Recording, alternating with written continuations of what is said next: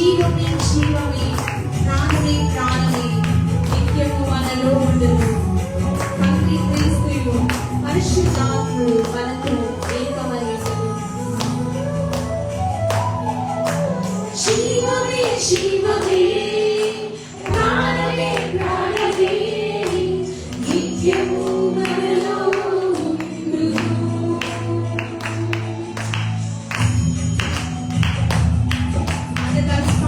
జీవమే జీవమే జీవమే జీవమే ప్రాణమే ప్రాణమే నిత్యము మనలో ఉండును.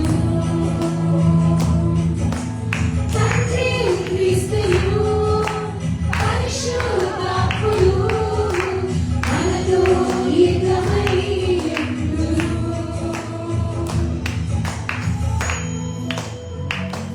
భూపునాది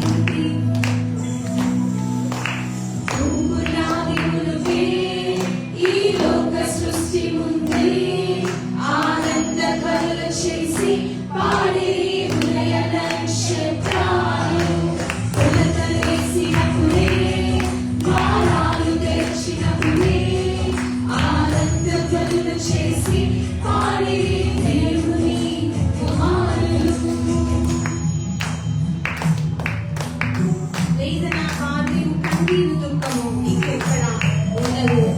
నిజంగానే మన దుఃఖాలను సమాప్తం చేసే వేసిన కనుక ఈరోజు నువ్వు వేదన బాధతో వచ్చా నేను సంతోషంతో కొనింప చేసేది.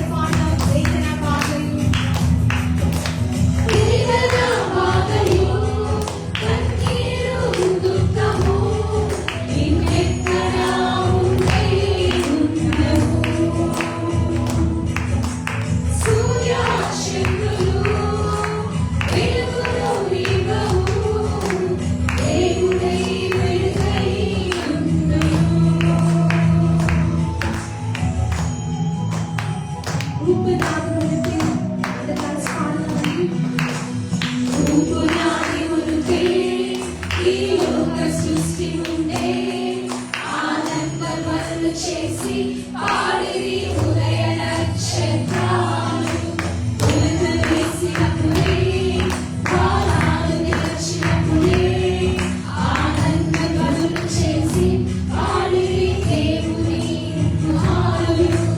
నూతన ఆకాశము నూతన లోకము నూతన యోషనేము వరచును.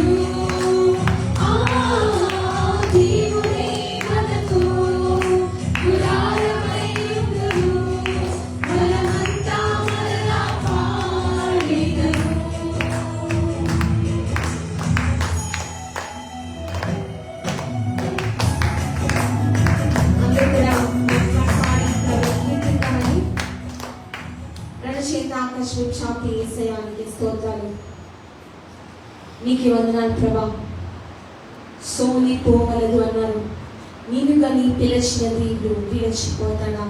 నిజంగానే నిన్ను పిలిచిన దేవుడు ఎప్పటికీ మనతో ఉండే దేవుడు.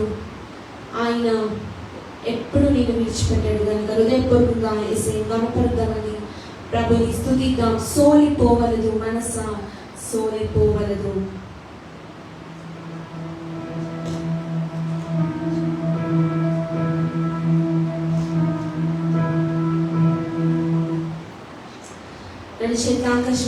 ప్రభు కీర్తిద్దామండి.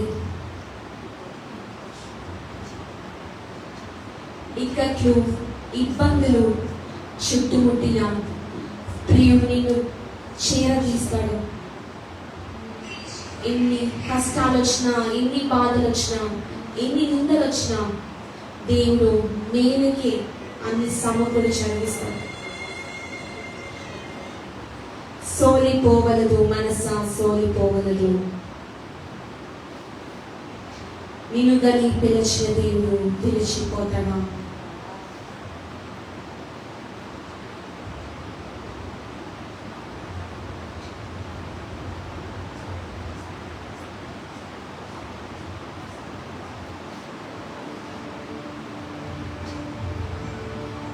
రెండు చేతుల ఆకర్షణ చాపి మమ్మల్ని కీర్తిద్దామని.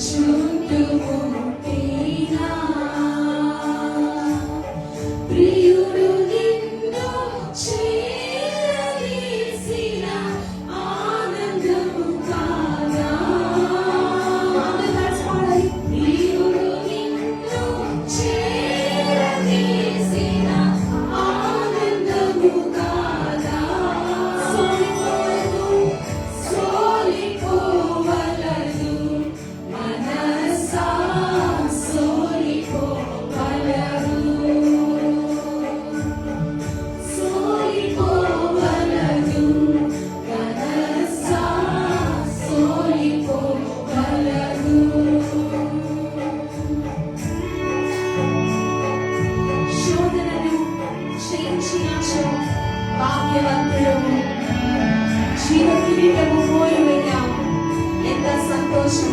అందరు కూడా ప్రభుని కీర్తిద్దామని.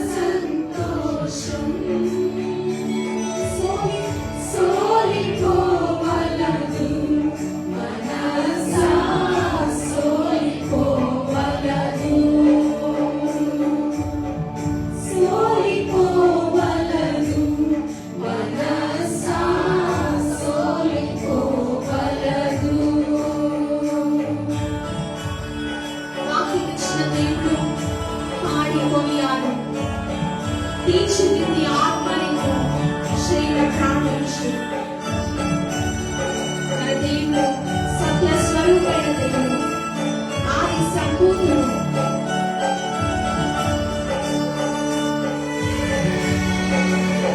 వాక్యముతో మన దేవుడు మాట్లాడే దేవుడు.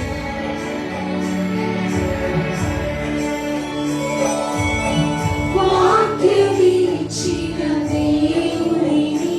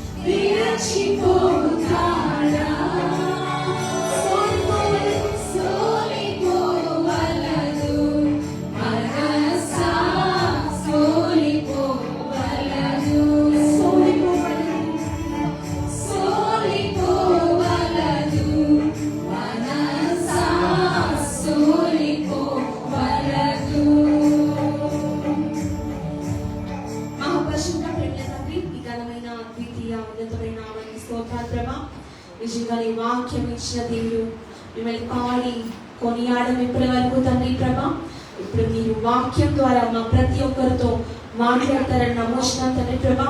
మీ వాక్యమే తండ్రి మాకు సేద తీర్చేది, మాకు నెమ్మది కలిగించేది, మాకు మనసుకి శాంతినిచ్చేది ప్రభా. మీ వాక్యమే తండ్రి ప్రభా మమ్మల్ని బలపరుస్తుంది.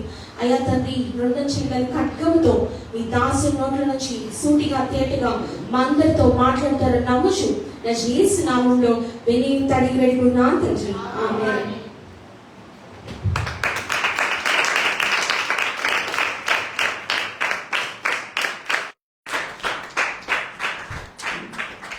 దేవునికి స్తోత్రాలు. మీ అందరికీ వందనాలు. అందరు బాగున్నారా?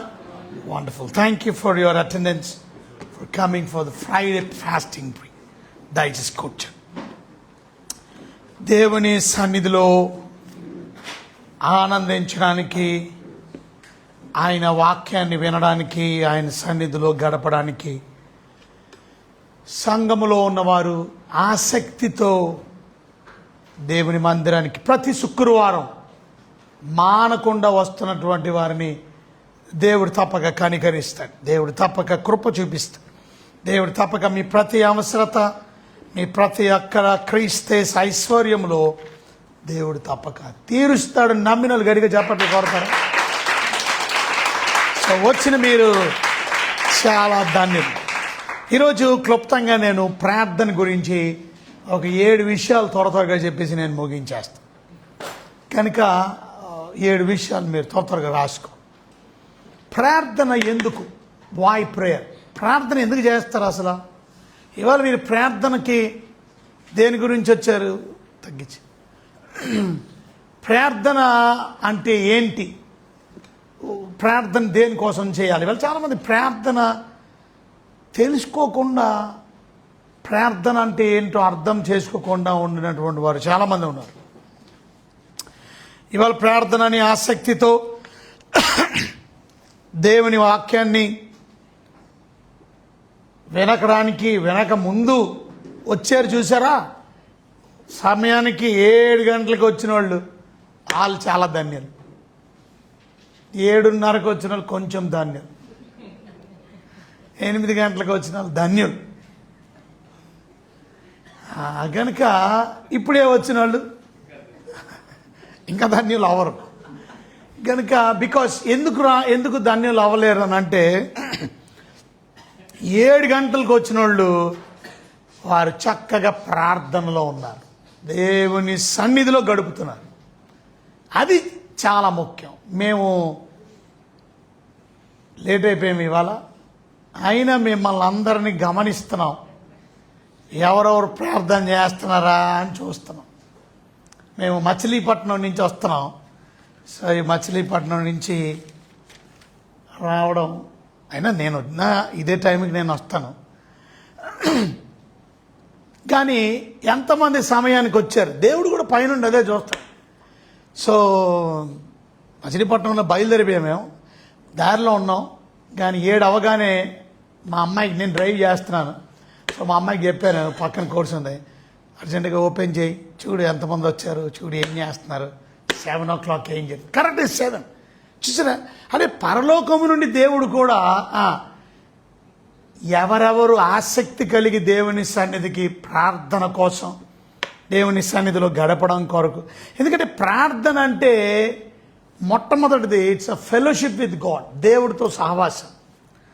దేవునితో సహవాసం అనే విషయం మనం తెలియకపోతే ఇక దేనికోసం ప్రార్థన అంటే, కీర్తన గ్రంథం 27వ అధ్యాయంలో 4వ వచనం మనం చదివితే, కీర్తన గ్రంథం 27:4లో యెహోవా యొద్ద ఒక వరము అడిగి తిని దానిని నేను వెదకుచున్నాను.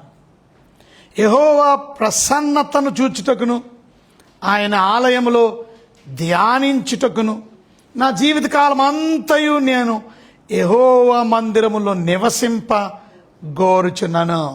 ఎందుకు? 5వ వచనంలో ఆపత్కాలమున ఆయన తన పర్ణశాలలో నన్ను దాచును.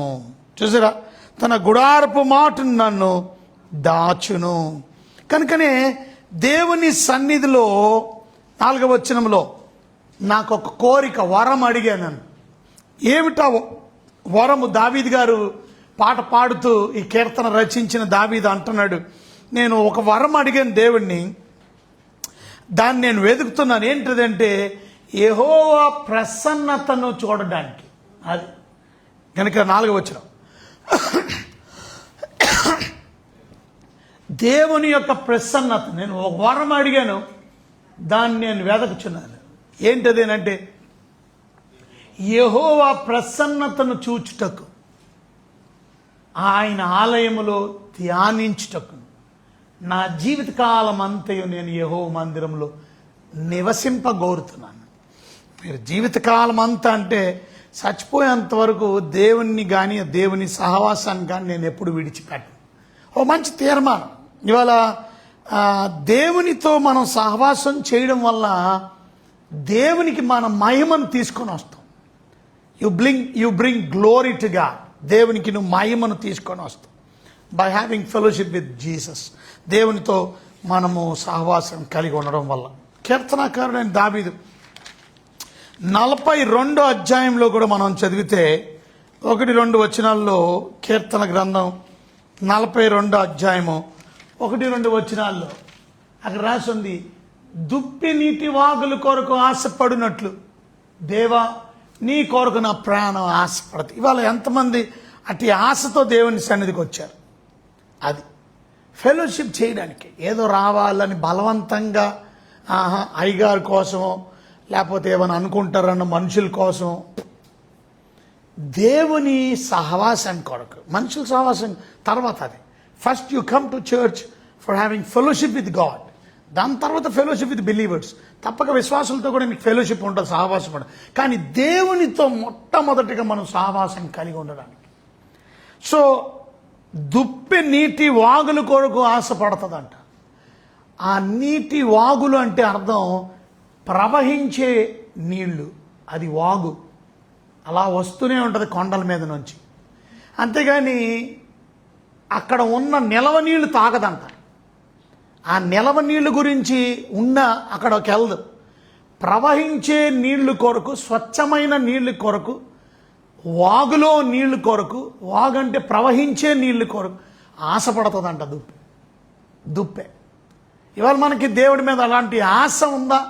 దుప్పితో కంపేర్ చేస్తున్నాడు. నా గురించి చెప్పుకుంటున్నాడు, తన గురించి తాను. దుప్పి నీటి వాగుల కొరకు ఆశపడినట్టు దేవా నీ కొరకు నా ప్రాణం. మీరందరూ అలా అనుకోగలరా? దావీదు పాట ఇది. నా ప్రాణం అని మీ ప్రాణంతో చెప్పగలరా? నా ప్రాణం కూడా అలాగే దావీదు ప్రాణంలాగా ఆశపడుతుంది నాయన. నేను కూడా దుప్పి వాగులో నీళ్లు కొరకు, ఆ నీళ్లు కోసం. ఇప్పుడు దాహం వేస్తే మనకు నీళ్లు కావాలా, కానీ అక్కడ నీళ్ళు ఉన్నాయి కదా, తాగేయచ్చు కదా. కాదు, ప్రవహించే నీళ్లు కొరకు. సో అటువంటి డిజైర్ మనలో ఉండాలి. అది అటువంటి డిజైర్ కలిగి ఉండడమే దట్స్ కాల్డ్ ప్రేయర్. అది ప్రేయర్ అంటే. It's a fellowship with God. దేవునితో సావాసం, దేవుడి దగ్గరికి ఎప్పుడు వెళ్ళిపోదాం, దేవుడితో ఎప్పుడు మాట్లాడదాం, దేవుడి దగ్గర ఎప్పుడు గడపాలా, నా బాధలు, నా కష్టాలు. రాసింది 2వ వచనం, నా ప్రాణము దేవుని కొరకు తృష్ణ గొనుచున్నది, జీవము గల దేవుని కొరకు తృష్ణ గొనుచున్నది. చూసారా, దేవుని సన్నిధికి నేను ఎప్పుడు వచ్చేదను, ఆయన సన్నిధి నేను ఎప్పుడు కనబడేదను. ఉందా మీకు ఆ కోరిక? ఎప్పుడో లేట్గా ఈ సోరం అనుకుంటూ, ఉసురోం అనుకుంటూ. ఏమంటే ఎప్పుడైనా భోజనానికి పెళ్ళికి వెళ్తే ఇస్తరాకులు ఎత్తేసినప్పుడు వెళ్తావా నువ్వు? మరి చర్చికి ఎందుకు అంత తీరిగ్గా వస్తున్నారు? కొంతమంది ఎక్కడో 10 కిలోమీటర్ల దూరంలో వచ్చినారు, ఈ పక్క నుంచి దిగి మెట్లు దిగి రావడానికి కూడా టైంకి రారు. I don't understand why, and that's not good. అది మంచి పద్ధతి కాదు. అది నీకు దేవుడు మందిరం పక్కన ఇల్లు ఇచ్చాడంటే ఎంత కృతజ్ఞత కలిగి ఉండాలా, ఎంత దేవుడికి వందనాలి. 6:30కి వచ్చి కూర్చోవాలి, అప్పుడు 6:30కే కుర్చీలు వేసుకోవాలి, 6:30కే చక్కగా దేవుడి మందిరంలో ఊడ్చుకోను. దేవుడు పని చేయలేమా? దేవుడి కోసం కష్టపడలేమా? మన బాధలు తీసేయాలా, మన కష్టాలు తీసేయాలా, మన ఇబ్బందులను తీసేయాలా, మన కుటుంబంలో అంతా మంచి జరగాలి. ఎందుకు జరగాలండి? అందుకే శాంతి లేదు చాలా మందిలో, గుండెల్లో సమాధానం లేదు, నెమ్మది లేదు. Why? Because there is no fellowship with God. దేవుడితో సహవాసం మీకు లేదు కదా. చర్చ్ అంటే అది ఆ డిజైర్. అంతేగాని అయ్యగారు రమ్మన్నారు, ఆదివారం వచ్చాం, మళ్ళా సాయంత్రం రమ్మన్నారు, ఇంగ్లీష్ సర్వీస్ మాకెందుకు. బ్యాడ్ నేచర్ అది. ఒబీడియన్స్ అనేది ఎప్పుడు స్టార్ట్ అవుతుందో తెలుసా? డే 1 నుంచి. ఇవాళ ఎన్ని రోజులైంది నువ్వు దేవునితో ప్రయాణం చేసి? ఎన్ని డేస్ అయింది? I don't no. 1 సంవత్సరం అయితేనే 365 రోజులు అయిపోయింది. మరి ఇప్పుడు ఎన్ని సంవత్సరాల నుంచి నువ్వు వస్తున్నావు అంటే, ఎన్ని వేల సంవత్సరాలు నువ్వు దేవుడితో నడుస్తూ ఇంకా నీలో ఒబీడియన్స్ లేకపోతే, how many days, thousands of days దేవుడితో నడిచి నడిచి నడిచి దేవునితో నడుస్తున్నావు అంటే అది అర్థం. హానోకు దేవునితో నడిచాడు. దేవునితో నడిచి నడిచి నడిచి దేవుడు అన్నాడు, ఇది చాలు, కమాన్ నా దగ్గరికి వచ్చే. డెత్ చూడకుండా, మరణం చూడకుండా తీసుకెళ్ళిపోయాడు. దేవుడితో నడిచేవాళ్ళు దేవుడికి కావాలి. దేవుడితో నడవడం అంటే దేవునితో ప్రయాణం చేయడం, దేవుడు చెప్పినట్టు జీవించు. ఆ ఫెలోషిప్ మనకు ఉండాలి. దేవుని సన్నిధిలో నేను ఎప్పుడు వచ్చేదనని ఆతృత మనకు లేనప్పుడు, అంటే నువ్వు బలవంతంగా వస్తున్నావు ఏదో, అది కాదు. ఇవాళ నేను ఎంత స్పీడ్తో తెలుసా బండి. ఎందుకంటే మేము విజిటింగ్స్కి వెళ్ళాం, కొంచెం విజిటింగ్స్కి వెళ్ళి మళ్ళీ రేపంతా పొద్దున్నే మళ్ళీ తెల్లారుజాము బయలుదేరి వెళ్ళిపోవాలి. రేపంతా రాజమండ్రి, రేపు రాజమండ్రి, రేపు ఏలేశ్వరం దగ్గర రేపు ఉదయం మీటింగ్, రేపు రాత్రి మీటింగ్. మళ్ళీ మేము రాత్రికి జర్నీ చేసి మళ్ళా విజయవాడ ఇండియా అన్నాను, విజయవాడ వచ్చి మళ్ళీ రేపు పొద్దున్నే మళ్ళా సండే 6 o'clock రెడీగా పడిపోతుంది. చూడండి, ఆ ప్రభు కొరకు ఆసక్తి, ఆ తృష్ణ, అది అజీల్ ఉండాలి. ఏది చేసినా, ఏ పని చేసినా అజీల్ లేకపోతే ఆ పని చేయలేము. ఇప్పుడు నేను దేవుడి విషయమే కాదు నేను చెప్పే, ఆ డ్రైవింగ్ సీట్లో నేను కూర్చున్నాను, ఐ ఎంజాయ్ డ్రైవింగ్. ఆ థ్రిల్ వేరు, ఆ సంతోషం వేరు. ఎక్కైనా ఆ ఎంజాయ్మెంట్. క్రికెట్ ఆడాను అనుకో, క్రికెట్లో ఆ ఎంజాయ్మెంట్ వేరు. ఎందులో ఆ జీల్ ఉండాలి, అది లేకపోతే దేనికి న్యాయం చేయలేవు. ఇక దేవుడి దగ్గరికి వస్తే ఇంకెంత ఆసక్తి మనకు ఉండాలి, ఇంకెంత తృష్ణం. అంటే దేవుడి దగ్గరికి వచ్చాడు ఎందుకు డల్ అయిపోతున్నారు, నీరసం అయిపోతున్నారు, ఉసూరు అనుకుంటూ ఉంటున్నారు. మిమ్మల్ని బట్టి దేవుడు ఎంతో సంతోషిస్తాడు. ఎందుకంటే మీరు వచ్చిన వాళ్ళు ఎవరు ప్రార్థన చేయలేదో నాకు తెలియదు, కానీ మీకు ప్రార్థన చేయడానికి అవకాశం దొరకలేదని అంటే యు మిస్డ్ సంథింగ్. బట్ ప్రార్థన చేసిన వాళ్ళందరూ మీరు దేవుణ్ణి వెతకడానికి వచ్చారు. ఎప్పుడు దేవుడి సన్నిధికి వచ్చేదనో, ఆయన సన్నిధి నేను ఎప్పుడు కనబడాలి, ఆయనకి కనబడాలి చూస్తున్నాడు ఆయన. దుప్పి నీటి వాగుల కొరకు ఆశపడినట్లు ప్రాణం, నా గుండె, ఆ ఆసక్తి దేవుడు చూస్తాడు, ఆ డిజైర్ చూస్తాడు. దేవుడి దగ్గరికి వెళ్ళిపోవాలి. ఆ తృష్ణ, ఆసక్తి, హృదయంలో ఉన్న వాంఛ. నువ్వు పైన ఎన్ని గంటలకు వచ్చావో కాదు, నువ్వు అసలుకి ఎంత కంగారు పడి వచ్చావు, ఎంత తొందరపాటుతో వచ్చావు, ఎంత ఆసక్తి నీ గుండెల నిండా ఉందో దేవుడు అంటే, దేవుడు అది చూస్తాడు. మరి మీకు అలానే ఆసక్తి ఉందా? టైంకి వచ్చారా? వస్తున్నారా టైంకి? ఇవాళ దేవుడి వాక్యం అంటే దేవుడి ప్రార్థన అంటే అది ముందు ప్రార్థన అంటే ఏంటో తెలుసుకోవాలి. ఇట్స్ ఫెలోషిప్ విత్ గాడ్, దేవునితో సహవాసం. ఇంకా బోల్డ్ రిఫరెన్స్లు చూడవచ్చు మనం. 84వ కీర్తన చూడండి. కీర్తన గ్రంథం 84లో 1-2 వచనాలు మనం చదువుకుంటే అక్కడ కూడా ఆయనకున్న ఆసక్తి గురించి చూసారా. మందిరం అంటే, ప్రార్థన అంటే, దేవుడి దగ్గరికి వెళ్ళిపోదామని అంటే, దేవుడి సన్నిధి అంటే చూసారా. అక్కడ రాసి ఉంది, సైన్యములకు బతికి యెహోవా నీ నివాసములు ఎంత రమ్యములు, యెహోవా మందిరావరణములు చూడవలెనని నా ప్రాణం ఎంతో ఆశపడుచున్నది. అది సొమ్మసిల్లుచున్నది.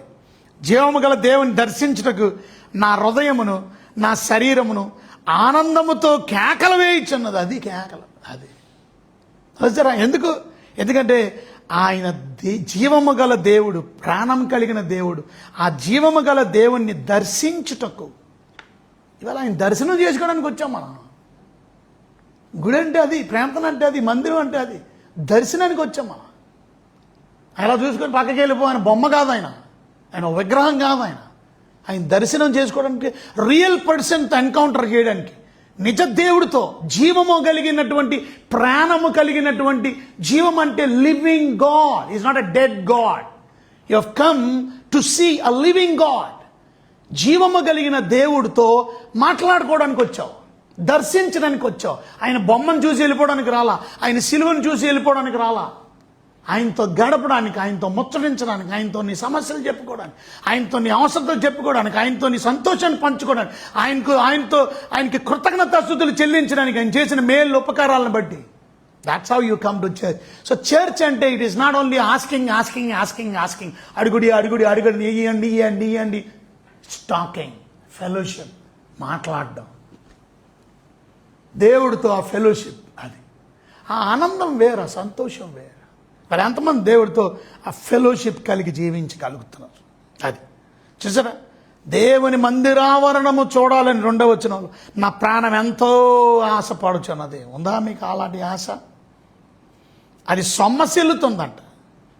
జీవము గల దేవుణ్ణి దర్శించుటకు నా హృదయము నా శరీరము ఆనందముతో కేకలు వేయుచున్నాయంట. అది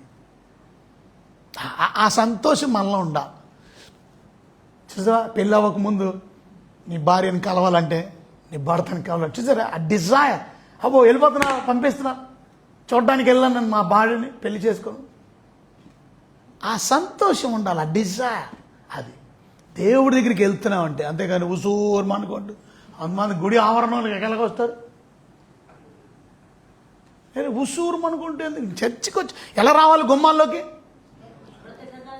వెరీ గుడ్. కృతజ్ఞత అర్పణలు చెల్లించి, కృతజ్ఞతాస్తుతులు చెల్లి దేవుని ఆవరణంలోకి ప్రవేశించడం. గుమ్మంలో కీర్తనలు పాడుచు అండ్ గుమ్మంలో ప్రవేశించడం. 100 కీర్తనలో 3-4 వచనాలు మనం చదివితే గుళ్ళోకి ఎలా రావాలో రాసుంది. ఎలా రావాలి? యెహోవా దేవుడు మనల్ని పుట్టించను, ఆయన మన ప్రజలు. నెక్స్ట్ 4వ వచనం ఎలా రావాలి? కృతజ్ఞత అర్పణలు చెల్లించు ఆయన గుమ్మముల్లోకి రావాలి. గుమ్మంలోకి వచ్చినప్పుడు ఇసుగోరు అనుకుంటూ రాకూడదు. సంతోషం, ఏది ఆనందం. గుమ్మాల్లోకి వచ్చినప్పుడు అది కృతజ్ఞత. Thank you Jesus. అది పాటలు పాడుచు, కీర్తనలు పాటలు ఆయన ఆవరణములో ప్రవేశించి ఆయన స్తుతించండి.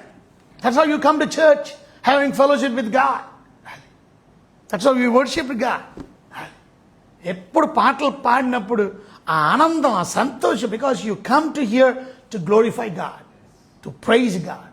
సో మొదటిది టు హ్యావ్ ఫెలోషిప్. ప్రార్థన అంటేనే సహవాసం. అది ఇవాళ ప్రార్థన అంటే చాలామందికి తెలియక ప్రార్థన కూడికలు రాలేరు. మీరందరూ ధన్యులు, మీరందరూ చాలా దీవించబడతారు. ఎందుకంటే మీకు ప్రార్థన అంటే ఎప్పుడు మానకండి. ఎప్పుడు వరకు మానకండి? కంఠంలో ప్రాణం ఉన్నంత వరకు, నీ జీవితకాలం అంతా, నీ బ్రతుకు దినములన్నీ. అది నేను బతికున్నంత కాలం, జీవితకాలం అంతా ఆయన మందిరానికి, ఆయన సన్నిధికి, ఆయన ప్రార్థనకి, ఆయన ఆరాధించడానికి నేను వెళ్ళడం మానలేను. పరిస్థితులు ఎలాగున్నా, పరిస్థితులు ఎలా అద్దానంగా ఉన్నా, I don't care, but I love coming to the church. I love meeting God. ఆయనతో చెప్పుకోవడానికి, ఆయన సన్నిధికి లేకపోతే ఆడికి వస్తాం. రెండోది మనం గమనించాలా, ప్రార్థన అంటే ఏంటి? మొదటిది సహవాసం. ప్రార్థన అంటే ఏంటనంటే ఆయన మీద ఆధారపడ్డం, డిపెండెన్స్. ఆయన మీద ఆధారపడ్డం ప్రార్థన. నువ్వే నాకు దిక్కు అని అర్థం. అందుకే మనకి ఏది కావాలన్నా డాడీని అడిగినట్టు ఏం చేయాలా? అడగాలి. 6వ అధ్యాయం 11వ వచనం మత్తయి సువార్తను మనం చూస్తే, మత్తయి సువార్త 6వ అధ్యాయం 11వ వచనంలో dependence on God for his provisions. మన యొక్క అవసరతల కొరకు మానుదిన ఆహారం నేడు మాకు దయచే, మానుదిన ఆహారం నేడు మాకు దయచే. సో ప్రతి అవసరము దేవుడి దగ్గర అడుక్కోవడానికి. అంటే నేను పెద్దోడిని అయిపోయాను, నాకు మీసాలు వచ్చేసినాయి, నేను ఇప్పుడు చీర కట్టుకుంటున్నాను, నేను పెద్దదాన్ని అయిపోయాను, నేనేం చిన్నపిల్లని కాదు. మనం ఎంత పెద్దోళ్ళం అయిపోయినా దేవుడి దృష్టిలో స్టిల్ చిల్డ్రన్, అంతే, పిల్లలమే. ఎంత పెద్దోడు అయిపోయినా దేవుడి దృష్టిలో నువ్వు పిల్లోడు, ఆయన డాడీ. అంటే అర్థం, నీకు 95 ఏళ్ళు వచ్చేసిన పండు ముసలోడై నీకు పిల్లలు, మనవళ్ళు, ముని మనవాళ్ళు, ముని మనవాళ్ళు కూడా వచ్చేసిన still you are a child. ఇంకా నువ్వు బిడ్డవే. అది అలా నువ్వు డిపెండ్ అవ్వాలి. అది అంటే దేవుడి దగ్గర మనం అందరం పసిబిడ్డల్లాగా తగ్గించుకోవాలి. మనం అందరం పసిబిడ్డలు అయిపోవాలి దేవుడి దగ్గర. నాకేం అవ్వదు, నాకేం చేత కాదు, అంతా నీ మీద, నువ్వే నా ఆధారం, నువ్వే నాకు దిక్కు. అందుకనే పిల్లల గురించి మాట్లాడాడు. మనం చూస్తే లూకాసు వార్త 11వ అధ్యాయంలో మనం చదివితే, లూకాసు వార్త 11వ అధ్యాయం 9వ వచనంలో మనం చూస్తే అక్కడ అటువలే మీరు అడుగుడి మీకు ఇయ్యబడును, వెదకుడి మీకు దొరుకును, తట్టుడి మీకు తీయబడును. అడుగు ప్రతివానికి ఇయ్యబడును, వెదుకువానికి దొరుకును, తట్టువానికి తీయబడును మీతో చెప్పుచున్నాను. మీలో తండ్రి అయిన వాడు, అది 11వ వచనంలో, తండ్రి అయిన వాడు తన కుమారుడు చేపను అడిగితే చేపకు ప్రతిగా పావునిచ్చిన, గుడ్డును అడిగితే తేలునిచ్చిన. కాబట్టి మీరు చెడ్డవారయుండి మీ పిల్లలకు మంచి ఈవులను నుండగా పరలోకమందున మీ తండ్రి తన అడుగువారికి పరిశుద్ధాత్మని ఎంతో నిశ్చయముగా అనుగ్రహించనను. అంటే ఏంటి అర్థం? ఇవాళ మనం పిల్లల్లాగా తగ్గించుకోవాలి. మీ పిల్లలకి మీరు రొట్టెని అడిగితే రాయినివ్వరుగా, గుడ్డని అడిగితే ఏమో తేలినివ్వరుగా, మీరు చేపను అడిగితే పావునీయరుగా. మీరు మీ చెడ్డవారై ఉండి మీ పిల్లల అవసరతలు తీరుస్తున్నారు. But I'm a good God, I'm a good God, I'm a good father. నేను మంచి తండ్రిని కాదా? నేను మీరు అడిగితే ఏమన్నా? సో దేవుడి మీద ఆధారపడడం నేర్చుకోవాలి ప్రార్థన అంటే. మొదటి యోహాను పత్రికలో కూడా మనం చదివితే 1 John chapter 5, మొదటి యోహాను పత్రిక 5వ అధ్యాయం మనం చూస్తే 14-15 వచనంలో ఆయన్ని బట్టి మనకి కలిగిన ధైర్యం ఏదనగా ఆయన చిత్తానుసారంగా మనం ఏది అడిగినను ఆయన మన మనవి ఆలకించునన్నదియే. మనం ఏమి అడిగినను ఆయన మన మనవి ఆలకించునని మనం ఎరిగిన ఎడల మనం ఆయనను వేడుకొనినవి మనకు కలిగినవని ఎరుగుదుము. చూసారా? అంటే దేవుడి దగ్గరికి మనం వచ్చింది పొందుకొని తీసుకొని వెళ్ళిపోవడానికి. అది అది ఏమో అన్ని రాయిలు వేసాం కదా, ఒక రాయి ఇక్కడ కూడా వేద్దాం, ఈ రాయి కూడా వేద్దాం, వస్తే వచ్చింది, లేకపోతే అన్ని ప్రయత్నించాం కానీ ఇక్కడ కూడా యేసు ప్రభు దగ్గర కూడా ఒక రాయి వేద్దాం. రాయిలు ఏమి వేయక, అది ఇక్కడ ప్రయత్నాలు జరగవు, అది తప్పక ఇస్తాడు. అక్కడ రాసి ఉంది ఏమని? చిత్తానుసారంగా అడిగితే మనం ఏది అడిగిన, ఎనీథింగ్ యు ఆస్క్, ఏది అడిగిన ఆయన మన మనవి ఆలకించునని మనము ఎరిగిన ఎడల. ముందు అది తెలుసుకో. మనం ఏది అడిగినా according to his will is going to surely sanction you. అది ముందు మనం తెలుసుకున్న ఎడల అప్పుడు మనం ఏమి అడిగినను మనం ఆయనను వేడుకున్నవి మనకి కలిగినవని ఎరుగుతాం. అప్పుడు అడిగిని దొరుకుతాయి. ఎందుకంటే మనం ముందు తెలుసుకోవాలి. Without belief you cannot come. That's called dependence on God. దేవుడి మీద ఆధారపడ్డు. సో ప్రార్థన అంటే అర్థమైందా?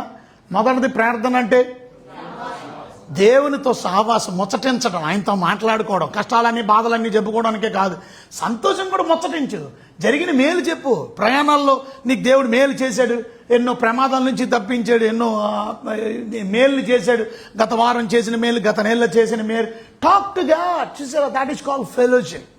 అర్థమైందా? ఇప్పుడు భార్య భర్తలు ఇద్దరు కలిసి ఈ కుటుంబానికి ఫ్యామిలీకి చాలా ఏంటి పిల్లలు గోల ఇవన్నీ ఉన్నాయని చెప్పి వాళ్ళు స్కూల్కి పంపించేసి సెలవు పెట్టి వాళ్ళ ఆవిడతో కలిసి ఎక్కడికి వెళ్ళాడు, బీచ్కి వెళ్ళిపోయాడు, పార్క్కి వెళ్ళిపోయాడు. ఇంకా ఆడు కూర్చొని చెప్పు చాలా రోజులు అయింది మన ఇద్దరు కొంచెం ఎక్కువసేపు మాట్లాడుకొని ఇద్దరు మాట్లాడుకున్నాం, చెప్పు మాట్లాడు ఏంటి ఎలాగుంది అని ఈయన మాట్లాడుతున్నాడు. అసలు నువ్వు మొన్న కూర వండావు కదా, ఆ కూర చాలా బాగుంది, అసలు ఎప్పుడు ఎన్ని రోజులు అయిందో ఈయన రకరకాలుగా ఈయన మాట్లాడని అంటుంటే, ఏమండి లాస్ట్ టైం మన యానివర్సరీ వచ్చింది కదా, పెళ్ళి రోజు నాకు మీరు గాజులు కొన్నారు, ఈ యానివర్సరీకి ఏం కొంటారు? కొంటాలే మళ్ళీ చూద్దాం అని తర్వాత సరే కొంటాను, ఇప్పుడు అది కాదు వేరే విషయాలు మాట్లాడు. మరి మా అమ్మోళ్ళ ఇంటికి తీసుకెళ్ళలే కదా, మీరు తీసుకెళ్తారా? ఈ సంవత్సరం వెళ్ళలేదు కదా, వెళ్తా. ఒకటి కాదు అన్నీ అడుక్కోవడమే, అన్నీ అది కావాలి ఇది కావాలి, అమ్మోళ్ళ ఇంటికి తీసుకెళ్ళు, భోజనం లేదు, ఇది లేదు. మెంటల్ వచ్చేసిందంట, వెళ్ళిపోదాం పద ఇంటికి అన్నది. ఎందుకంటే that is not fellowship. Fellowship అంటే అది కాదు. ఫెలోషిప్ అంటే అన్ని బాధలే చెప్తుంది అలా ఆవిడ, ఏం హ్యాపీనెస్ లేదు, సంతోషం లేదు, ముచ్చట లేదు. ఫెలోషిప్ మ్యాన్, ఫెలోషిప్ అంటే it's talking man, not only in your problems. Church అంటే ప్రాబ్లమ్స్ చెప్పుకోవడానికి, అంత మాట ఏడ్చుకోవడానికే కాదు వచ్చేది. నీ సంతోషం దేవుడితో ముచ్చటించు. 2 విషయాలు ఇవి కూడా చెప్పేసాయి, కష్టాలు కూడా. సంతోషంతో వింటాడు, తప్పక సాయం చేస్తాడు. నీకేం కొనాలనేది అడిగావు మంచిదే, ఇంకో విషయం మార్చు, కానీ అంత మాట ఇదేనా? అంత మాట ఇయ్యే, ఇంతకంటే ఇంకేం లేదా? కొంతమంది చర్చికి వచ్చేది ఓన్లీ ఫర్ బెగ్గింగ్. మనుషుల్ని బెగ్గయ్యారు, కానీ ఎవరికి బెగ్గింగ్? దేవుడికి బెగ్గింగ్. అడుకోవడం, అన్నీ ఇస్తాం. ఆమేన్ అంతే. And that's not fellowship. Fellowship is also thanking God. ప్రేయర్లోనే థ్యాంకింగ్ గాడ్, అది ఫెలోషిప్ అని.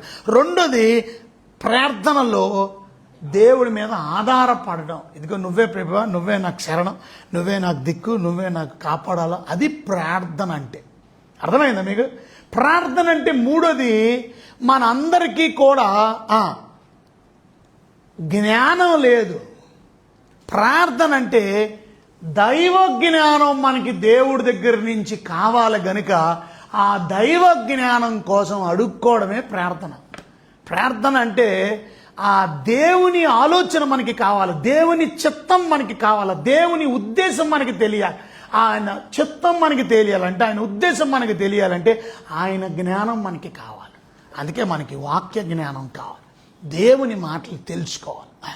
అందుకని ఎవరికైనా జ్ఞానం కొదువుగా ఉన్నాడలా, ఎక్కడ ఉంది బైబిల్ గ్రంథంలో? యాకోబు పత్రిక 1వ అధ్యాయం 5వ వచనంలో, ఎవరికైనా జ్ఞానం కొదువుగా ఉంటే ఏం చేయమన్నా? వాడు దేవుడిని ఏం చేయాలా? అడిగవాళ్ళను. అప్పుడు అది అతనికి దేవుడు సమృద్ధి ఇస్తాడు, పరలోకపు జ్ఞానం. ఇవాళ మనకు అక్కర్లా జ్ఞానం, అది అడుగుతున్నాం ఎప్పుడైనా? అది అడగ. దేనికి కావాలో మనకి జ్ఞానం చెప్పండి? నాకెందుకయ్యా, నేనేమో చదువుకోలేదు, నాకెందుకు జ్ఞానం అనుకుంటున్నాం అంతే. నాకెందుకు జ్ఞానం చెప్పండి? Why you need this wisdom? Simple అండి. ప్రతి శోధనని అధిగమించడానికి జ్ఞానం కావాలి. ఎందుకంటే సైతాన్ గాడి పేరేంటో తెలుసా? ఆడు కుయుక్తి కలిగిన వాడు. సాతాన్ గురించి 3వ అధ్యాయం 1వ వచనంలో ఏమని రాశారు? ఆదికాండంలో, వాడు సర్పము, యుక్తి కలిగినటువంటి వాడు. యుక్తి అంటే తెలివి. ఆడి యుక్తిని నువ్వు పడగొట్టాలి అంటే నీకేం ఉండాలా? నీకు కూడా జ్ఞానం లేకపోతే ఆడి యుక్తి కలిగినటువంటి వాడు. భూజంతువుల సర్పం యుక్తి గలదై, తెలివైన యుక్తి గలదై ఉండెను. అందుకనే స్టార్టింగ్ ఎంత తెలివితో అడిగాడు, ఇది నిజమా? స్టార్టింగ్ చేశాడు, ఎలాగ చేశాడు? ఆ డైలాగ్ కాన్వర్సేషన్ ఎలా మొదలెట్టాడు తెలుసా? ఇది నిజమా? ఏది నిజం అని మాట్లాడే లోపల, ఈ తోట చెట్లలో దేని ఫలమునైనను మీరు తినకూడదని దేవుడు చెప్పేనా? ఏమన్నాడు? తోట అక్కడ రాసింది, ఈ తోట చెట్లలో దేని ఫలమునైనను. అబ్బాబాబా, ఎంత బుర్ర! దేవుడు చెప్పింది ఒక చెట్టే, కానీ నీడెలా మాట్లాడుతున్నాడు? మనం సరిగా చదవకపోతే మనం కూడా ఏమనుకుంటాం? అదే జాగ్రత్త చదవాలి, అందుకే మెల్లిగా వెళ్ళండి. కొంతమంది అంటే నేను బైబిల్ సంవత్సరంలో పూర్తి చేశాను. ఎవరు చేయమన్నాడు సంవత్సరంలో? నీకేమైనా మెడల్ వస్తుందో సంవత్సరంలో చేస్తే?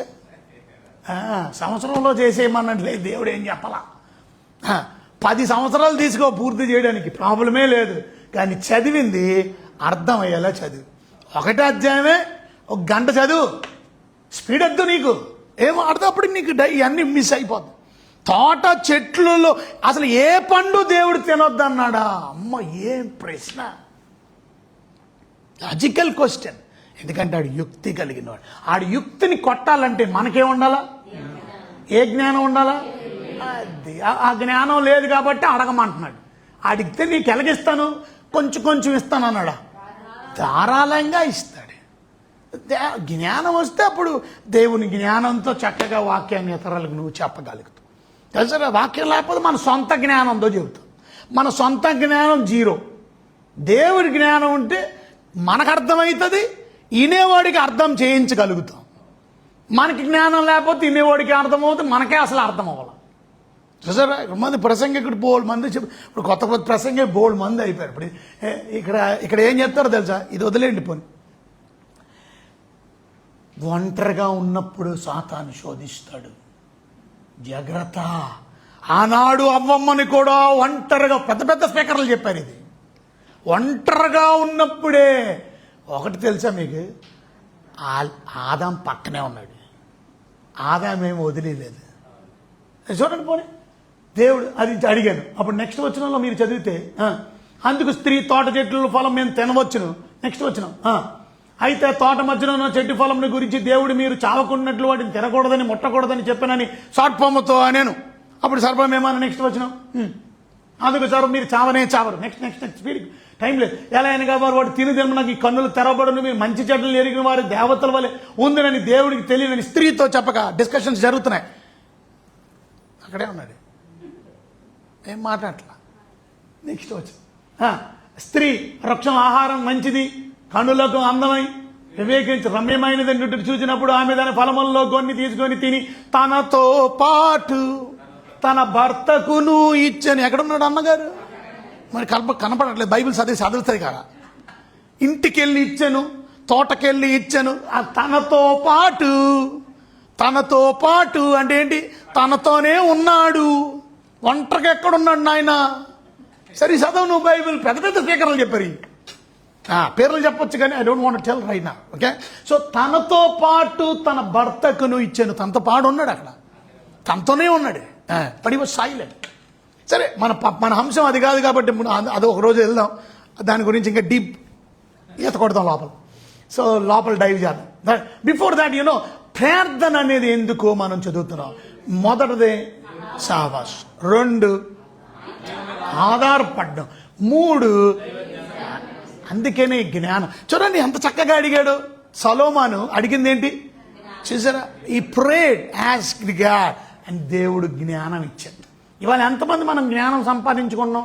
ఎందుకో తెలుసా? మీరు గుర్తుపెట్టుకోండి, చాలామంది విశ్వాసులు పడిపోవడానికి గల కారణం మన అపవాదైన శత్రువు ఒకడు ఉన్నాడు. ఇది చాలా తెలివైనడు. చూసారా, వాడు ఏ రకంగా నిన్ను పడగొట్టేస్తాడో తెలియదు. 6వ అధ్యాయంలో మనం చదివితే, ఎఫెసీయులకు రాసిన పత్రిక 6వ అధ్యాయంలో సాతాను ఆడు కుయుక్తి కలిగినటువంటి వాడు. 6వ అధ్యాయము 10వ వచనం చూడండి. ఎఫెసీయులకు రాసిన పత్రిక 6వ అధ్యాయము 10వ వచనం మనం చదివితే, తుదకు ప్రభు యొక్క మహాదేవుని బట్టి బలవంతులై ఉండండి, ఎందుకంటే మీరు అపవాది తంత్రాలు, తంత్రాలంటే స్కీమ్స్, ఈ స్కీమ్లో పడకపోతే ఇంకొక స్కీమ్, తంత్రం అనలా, తంత్రములను అని చాలా స్కీమ్స్ ఉన్నాయి అడిగి. ఒక స్కీమ్లో పడకపోతే ఇంకొక స్కీమ్, ఈ స్కీమ్లో పడకపోతే ఇంకొక స్కీమ్, రకరకాల స్కీమ్స్ ఉన్నాయి అడిగి. అంటే ఎన్ని తంత్రాలు ఉన్నాయో చూడండి. ఈ తంత్రాలను ఎదిరించడానికి మీరు శక్తి గలవారగినట్లు దేవుడిచ్చే సర్వాంగ కవచాన్ని ధరించుకున్నాను. సో అది అర్థం ఏంటంటే, మనం జ్ఞానంతో శత్రువుని ఎదిరించాలంటే, వాడి తంత్రాలను ఎదిరించాలంటే మనకేం ఉండాలి? అది అడుగుతున్నారా మీరు జ్ఞానం?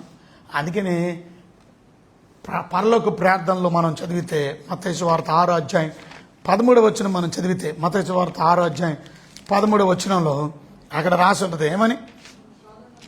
మమ్మల్ని శోధనలోకి అది మమ్మల్ని శోధనలోకి తేక దుష్టు నుండి మమ్ములను తప్పించబడ్డానికి నీకు జ్ఞానం కావాలి. ఆ శోధనలో ఓడించడానికి నీకు జ్ఞానం కావాలి. ఇవాళ సాతాను రకరకాల శోధనలు, రకరకాల టెంప్టేషన్. పర్వాలేదులే, ఇట్స్ ఓకే, పర్వాలా, ఓకే. అది ఇవాళ శోధనలో పడిపోతుంది. దేవుడి మీద ఆసక్తి తగ్గిపోతుంది మనకి, లోకం మీద ఆసక్తి, చుట్టాల మీద ఆసక్తి. ఎవడో పెళ్లికి పిలిచారంటే పరిగెత్తుకొని వెళ్ళిపోతాం మనం. వాక్యం కొరకు, మందిరం కొరకు, దేవుని కొరకు ఆసక్తి మనలో ఉందా? ఎవడో తద్దినానికి పిలిచాడంటే, దినానికి పిలిచాడంటే, పుసవది పిలిచాడంటే, ఇంకోటి మీటింగ్ పిలిచాడు, పరుగు. చుట్టాలకి, వాళ్ళకి, వీళ్ళకి ఎవడు నీకు సాయం చేయడు. రేపు నువ్వు మూల పడిపోతే ఎవడు రాడు. నీకు ₹1 సాయం చేసినాడు ఎవడు లేడు. సాయం చేయగలిగిన దేవుడి దగ్గరికి వెళ్ళు. ఆయన దగ్గర నువ్వు ప్రాధాయపడు, ఆయన దగ్గర నువ్వు సహాయం అడుగు, జ్ఞానం అడుగు. అందుకే మనం దృష్టిని జయించిన 1 కొరింథీయులకు రాసిన పత్రికలో కూడా 10వ అధ్యాయం 13వ వచనం మనం చదివితే, 1 Corinthians chapter 10:13, 1 కొరింథీయులకు రాసిన పత్రిక 10వ అధ్యాయం 13వ వచనం మనం చదివితే, సాధారణంగా మనుషులకు కలుగు శోధన తప్ప మరి ఏదీ మీకు సంభవింపలేదు. దేవుడు నమ్మదగినవాడు. మీరు సహింపగలిగినంత కంటే ఎక్కువ ఆయన మిమ్మల్ని శోధింపబడనీయడు. అయితే సహింపగలిగిటకు ఆయన శోధనతో కూడా తప్పించుకొను మార్గమును కలుగజేయును. తప్పించుకునే మార్గాన్ని ఆ శోధనలో సహింపగలుగుటకును, ఆ శోధన మనం సహించుకోవడానికి, ఆ టెంప్టేషన్ మనం సహించడానికి, శోధన మాత్రమే కాదు, ట్రయల్స్ అనగా అర్థం శ్రమలు, సహింపగలిగినంత శ్రమలే ఇస్తాడు. నువ్వు సహింపలేనటువంటి శ్రమలు ఇవ్వడు నీకు. నువ్వు సహింపగలిగినంత చూసారా. అందుకనే సహింపగలుగుటకు ఆయన మార్గాన్ని మీకు కలుగు చేయాలంటే, శోధనతో కూడా తప్పించుకోవడానికి మార్గాన్ని మీకు కలుగు చేయాలంటే ప్రయత్నం చేయాలి. అప్పుడు ఆ శోధనలో ఎలా తప్పించబడతాం? దేవుడు జ్ఞానాన్ని ఇస్తాడు.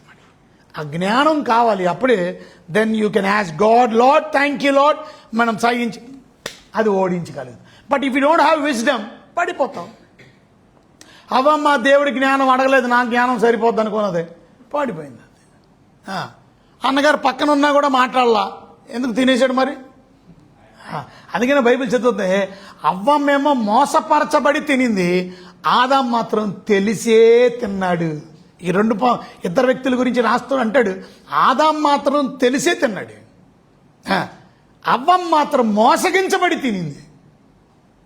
ఇవాళ మీరు ఎలా చేస్తున్నా గుర్తుపెట్టుకోండి, పడిపోతున్నారు శోధన. అందుకే శ్రమలు వచ్చినాయి, అందుకే బాధలు వచ్చినాయి, అందుకే కష్టాలు వచ్చినాయి, అందుకే మరణం వచ్చింది, అందుకే శాపం వచ్చింది, అందుకే ఎవ్రీథింగ్ యూనో. ప్రాబ్లం ఎందుకు అని అంటే బికాజ్ మనకి సరైన జ్ఞానం లేక. అది అడగాలి మనం. కొంతమందికి నామూసి, మనం జ్ఞానం అడగడం ఏంటి? జ్ఞానం లేనోడు అడుగుతాడు, కానీ మనకంతా బుర్ర ఉంది కదా, మనం బుర్ర లేని వాళ్ళు, మనం బుర్ర లేనోడు ఎవడో అడుగుతాడు, కానీ జ్ఞానం లేనోడు అడుగుతాడు. మనం కాదు, మొద్దోళ్ళకి అది కాదు. దిస్ ఇస్ కాల్ దేవుని జ్ఞానం. ఇది విజ్డమ్ ఫ్రమ్ గాడ్. ఆ విజ్డమ్ ఫ్రమ్ గాడ్ మనకి రావాలి. అందుకనే బైబిల్ చదవాలి.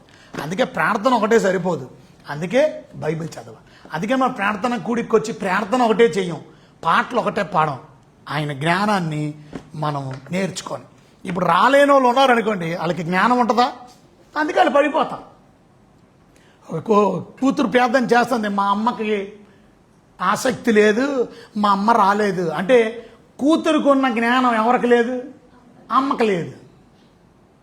ప్రాబ్లం అదే కదా. ఇప్పుడు ప్రాబ్లం ఏంటంటే పెద్దవాళ్ళకి జ్ఞానం ఉండాలి ఇంకా ఎక్కువ, ఎందుకంటే వాళ్ళు మెచ్యూర్డ్ పీపుల్గా. కానీ వాళ్ళు చిన్నపిల్లలు చెప్పే స్థాయిలోకి వచ్చారు. చిన్నపిల్లలు పెద్దవాళ్ళకి చెప్పే స్థాయిలోకి ఎదగడానికి గల కారణం ఏంటంటే బికాస్ చిన్నపిల్లలు దేవుని సన్నిధిలో గడుపుతున్నారు, వాళ్ళకి దేవుని జ్ఞానం వస్తుంది. తల్లిదండ్రులకి ఆ జ్ఞానం లేదు. బికాస్ వాళ్ళు దేవుని సన్నిధికి రారు, ప్రార్థన చేయరు, దేవుని వాక్యం వినరు.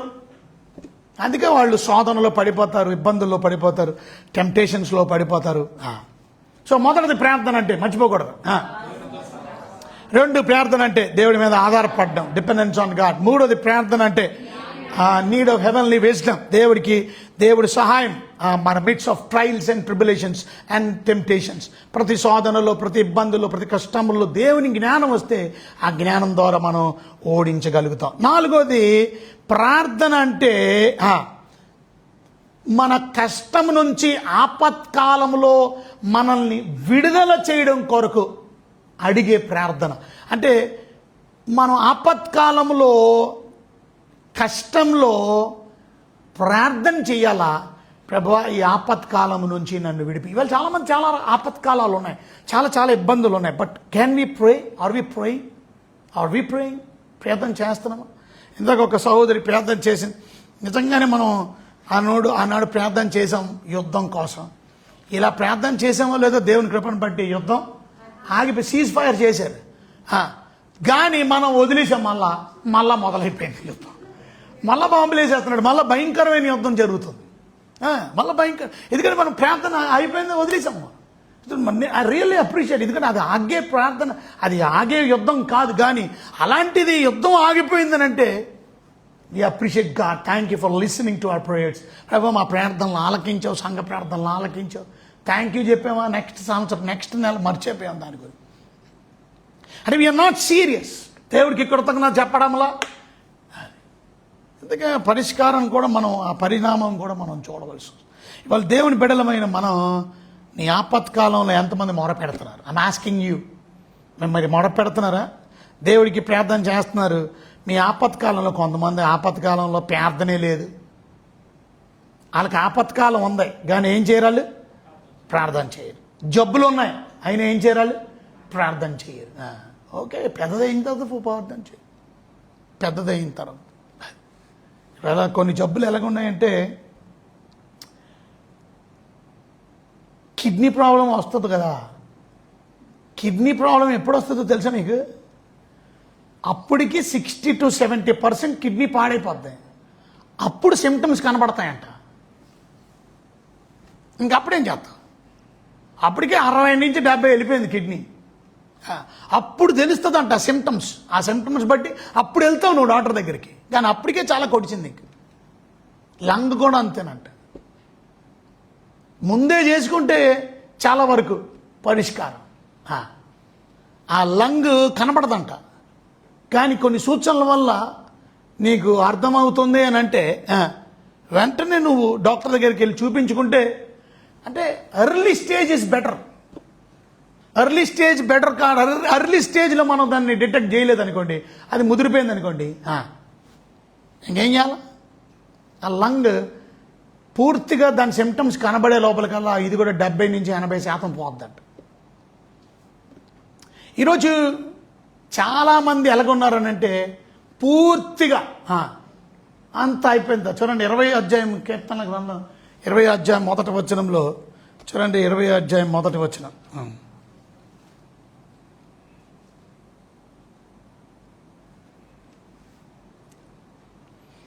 అక్కడ ఏమన్నాడు? ఆపత్కాలమందు యెహోవా నాకు ఉత్తరం ఇచ్చును గాక, యాకోబు దేవుని నామము నన్ను ఉద్ధరించును గాక. ఎప్పుడంట? ఆపత్కాలంలో. ఇవాళ ఎంతమంది మీ ఆపత్కాలంలో దేవుడి మీద ఆధారపడుతున్నారు? ఆపత్కాలం వచ్చినా ఇంకా అక్కర్లేదు, అప్పుడే కాదు, దేవుడి మీద ఆధారపడట్లేదు. నెక్స్ట్ వచ్చిన పరిశుద్ధ స్థలములో నుండి ఆయన నీకు సహాయము చేయునుగాక. ఎక్కడి నుండి? సియోనులో నుండి నిన్ను ఆదుకొనుగాక. మనం ఉత్తరం ఏంటి? పరిశుద్ధ స్థలానికి. దేవుడి దగ్గరికి వస్తే దేవుడు తప్పక సహాయం చేస్తాడు. మనమేమో ఆయన దగ్గరికి రాం. మనకి సాయం ఎక్కడి నుంచి వస్తుంది? దేవుడి దగ్గర నుంచి సాయం వస్తుందా? పూర్తిగా ముదిరిపోయిన తర్వాత అప్పుడు వెళ్తాం. మనం అంతా ఎవరండి? యోనా బ్యాచ్. యోనా తప్పు చేసినప్పుడు ఒప్పుకొని సారీ చెప్పేసి అక్కడే ఈయన అంటున్నాడు, ఏమని? నన్ను ఎత్తి ఏం చేయండి? పడేయమన్నది నువ్వే. మళ్ళీ ప్రార్థన ఎందుకు వచ్చింది? మరి చచ్చిపోతానని చెప్పింది నువ్వే. కొంతమంది చచ్చిపోతాను అన్న తర్వాత మళ్ళీ బతకాలని ఉంటుంది. ఇక అర్థమైంది. చచ్చిపోతానని ముందు మాత్రం ఒకసారి వచ్చేది. ఆ మందు తాగేసిన తర్వాత బతకాలని బతికించు డాక్టర్ తీసుకెళ్ళి. మరి ఎందుకు తాగేసావు? తాగక మునుపు ఉండాలి కదా. మరి తాగేసిన తర్వాత తీసే లోపల పెట్టి ఏదో ఒకటి చేయి, నన్ను బతికించరా అని అంటున్నాడు. ఇదేంటి? ఏదో కంగారు మీద ఇప్పుడేమో దూకి పడేమన్నాడు. ఎక్కడ? 2వ అధ్యాయం యోనా గ్రంథం 2వ అధ్యాయము 2వ వచనంలో ఆయన ప్రార్థన చేస్తున్నాడు. ఇప్పుడు అయ్యగారు చూసారా ఏమని ప్రార్థన చేస్తున్నాడు? 2వ అధ్యాయంలో నేను ఉపద్రవంలో ఉండి యెహోవాకు మనవి చేయగా, అది ఇందాకేమో దావీదు గారు ఆపత్కాలంలో, ఈయన ఉపద్రవంలో. అది ఇవాళ ఎంతమంది మీ ఉపద్రవాల్లో మీ ఆపత్కాలంలో దేవునికి మొరపెడుతున్నారు, మనం చేస్తున్నారు? బైబిల్ చెప్తుంది ఆయన నాకు ప్రత్యుత్తరం ఇచ్చును. ఎంత నమ్మకం ఉందో చూడండి. తప్పక నేను ప్రార్థన చేస్తే ఈజ్ గోన్ ఆన్సర్ మీ. పాతాళ గర్భములో నుండి నేను కేకలు వేయగా నువ్వు నా ప్రార్థన ఏం చేస్తున్నావు? అంగీకరించి ఉన్నావు. అది పాతాళ గర్భములో. 3వ వచనంలో మనం చూస్తే 3వ వచనంలో అక్కడ అంటాడు, నీవు నన్ను అగాధమైన సముద్ర గర్భములో పడవేసి ఉన్నావు. అసలు అన్నగారు ఎక్కడ ఉన్నారు ఇప్పుడు? కానీ ఈయన ఎక్కడ ఉన్నాడు అనుకుంటున్నాడు? సముద్ర గర్భములో, సముద్రపు కడుపులో నేను పడి ఉన్నాను. ప్రవాహములు నన్ను చుట్టుకొని ఉన్నవి. చుట్టూ నీళ్లు. అయ్యగారికి శాప కడుపులో ఉన్నానని తెలియదు. ఈయనేమనుకుంటాడు? నీళ్ళలో ఉన్నాడు అనుకుంటున్నాడు. ఆయనేమో సముద్ర అగాధ జలముల్లో నేను ఉన్నాను అనుకుంటున్నాడు. అంటే అర్థం కట్ ఆఫ్ అయిపోయింది లైఫ్. ఇక లైఫ్ కట్ ఆఫ్ అయిపోయింది. ఇక ఈ మనుషులు ఎవడు సముద్ర అగాధంలో బతకరా, అయిపోయింది నా సిచ్యువేషన్. కానీ అయినా నేను మొరపెడుతున్నాను, అయినా నేను ప్రార్థన చేస్తున్నాను. నన్ను చుట్టుకొని నీ తరంగములు, నీ కరుళ్ళు నన్ను కప్పి ఉన్నాయి. నెక్స్ట్ వచనం 4వ వచనంలో, నీ సన్నిధిలో నుండి నేను వెలివేయబడినను, నీ పరిశుద్ధ ఆలయము తట్టు మరలా చూచెదను అనుకొంటిని. అని అంటే ఇప్పుడు నేను మరలా ఎక్కడికి వెళ్ళాలని? మందిరం, పరిశుద్ధమైన ఆలయం. అంటే ఈ భయంకరమైన సిచ్యువేషన్లో కూడా ఎవరి వైపు చూస్తున్నాడు? దేవుడి వైపు. ఆయన మందిరం వైపు చూస్తున్నాడు. ఆయన సహాయం కొరకు చూస్తున్నాడు. ఇప్పుడు 5:6 అంటాడు, నేను డ్రౌనింగ్, నేను నీటిలో మునిగిపోతున్నాను అంటున్నాడు. ప్రాణాంతం వచ్చినంతగా జలములు నన్ను చుట్టుకొని ఉన్నవి, సముద్ర అగాధములు నన్ను ఆవరించి ఉన్నాయి. సముద్రపు నాచు నా తలక, సముద్రపు నాచు కూడా తలకు అంటుకుందంట. 6వ వచనం, కనుక నేను మరి అన్నటికీ ఎక్కి రాకుండా భూమి గడియలు వేయబడి ఉన్నాయి. పర్వతముల పునాదుల్లోనికి నేను దిగి ఉన్నాను. నా దేవా యెహోవా, నా ప్రాణము కోపములో నుండి పైకి రప్పించి ఉన్నావు. చూడండి ఎలా ప్రార్థన చేస్తున్నాడు. అంటే ఆయన ఎంతగా భయంలో, ఎంత భయంకరమైన పరిస్థితుల్లో ఉన్నాడో. ఓ మాటలో చెప్పాలంటే సజీవంగా నేను సమాధి అయిపోయాను అంటున్నాడు. సజీవంగా నేను నీటిలో సమాధి అయిపోయాను, నీటిలో ఉన్నాను, అండర్ ద వాటర్ నేను ఉన్నాను. 7వ వచనంలో ఇప్పుడు ఒప్పుకుంటున్నాడు. ఏమని? భూమిలో నుంచి నా ప్రాణం మూర్ఛిల్లుతో, నాలో మూర్ఛిల్లగా నేను యెహోవా జ్ఞాపకం చేసుకుంటుంది. నీ పరిశుద్ధ ఆలయంలోనికి నీ వద్దకు నా మనవి వచ్చాను అంటే అన్నాడు, నేను ఇప్పుడు హెల్ప్లెస్, నేను ఇప్పుడు నిస్సహాయుణ్ణి, నాకు నువ్వే సహాయం ప్రభువా. కనుక ఇప్పుడు అంటున్నాడు, మిగతా వాళ్ళు విగ్రహాలు నమ్మేవాళ్ళు వాళ్ళ గురించి మాట్లాడుతున్నాడు. నెక్స్ట్ వచ్చిన వాళ్ళు, అసత్యమైన పెద్ద దేవతల యందు లక్ష్యం ఉంచేవారు తమ కృపాధారం విసర్జింతురు. వాళ్ళు అసత్యమైన దేవుడిని నమ్ముకున్నారు, నేను మాత్రం సత్యమైన దేవుడిని నమ్ముకున్నాను అని 9వ వచనం అంటున్నాడు. ఇప్పుడు అన్నాడు, కృతజ్ఞతాస్తుతులు చెల్లించి నేను నీకు బళ్ళు అర్పిస్తాను. నేను మొక్కుకొని మొక్కుబళ్ళు చెల్లింపక మాన్నం. ఇప్పుడు అన్నీ వచ్చేస్తాయి. ఇప్పుడు అన్నీ వచ్చేస్తాయి. ఇక అంటే అర్థం ఏంటి? ఇప్పుడు ప్రభువా నువ్వు నన్ను రక్షించావు, నన్ను బయటికి తీసుకు. రక్షణ యెహోవా యొద్దనే రక్షణ దొరుకును. నాకు వింత ఏంటంటే తెలుసా, ఇప్పుడు యోన చేప కడుపులో ఎన్ని రోజులు ఉన్నాడు? ఎన్ని రోజులు? 3 రోజులు. 9 వచనాలు ప్రార్థన, అంతేనా? 3 రోజులు 2వ అధ్యాయం నుంచి స్టార్ట్ చేశాడు ప్రార్థన. 1వ వచనం నుంచి 9వ వచనం, అంతే. 9 వచనాలు 3 రోజులు చేశాడు మాట. Same repetitions. I don't know, continuous, no break. ఇది నిజంగా చేస్తే 5 నిమిషాలు అయిపోద్ది. ఈ ప్రార్థన మీరు చేయండి, 5 నిమిషాలు మనం చదివేశాం. పోనీ మ్యాక్సిమం 10 నిమిషాలు. కానీ అన్నగారి గంట కాదు, 2 గంటలు కాదు, 3 గంటలు కాదు, మధ్యాహ్నం లేదు, పగలు లేదు, రాత్రి లేదు, అర్ధరాత్రి లేదు, నాన్ స్టాప్ 3 days కంటిన్యూస్. అబ్బా, అందుకే కొన్నిసార్లు దేవుడు కష్టాలు తెస్తాడు. ఎందుకనంటే కంటిన్యూస్గా నాతో మాట్లాడతావని. ఓ రకంగా నువ్వు మాట్లాడావు కాబట్టి కంటిన్యూస్గా ఇప్పుడు మాట్లాడాడు అయ్యగారు. అది ఇప్పుడు దేవుడు ఫెలోషిప్తో కలిగి ఉన్నాడు. సో ఇవాళ మనం నేర్చుకోవాల్సిన ప్రాముఖ్యమైన విషయం, దేవుని బిడ్డలమైన మనం 3 రోజులు ప్రార్థన చేశాడండి. 3 రోజులు. ఇవాళ 3 నిమిషాలు ప్రార్థన నడవట్లా, 30 నిమిషాలు ప్రార్థన నడవట్లా. ఎంతోసేపు చేసామని ఆమేన్ చెప్పిన తర్వాత గడియారం చూస్తే ఏంటి ఇంతేనా, అది 30 నిమిషాలు నడవట్లా. ఇక 3 గంటల సంగతి, 3 గంటల సంగతి, 3 రోజుల సంగతి. 24 hours, 24 బా కదా నడుస్తుంది మీకు. మధ్యలో బొబ్బున్నాడు అంటారా? సముద్రంలో బొబ్బడానికి ఉంటుంది ఇక.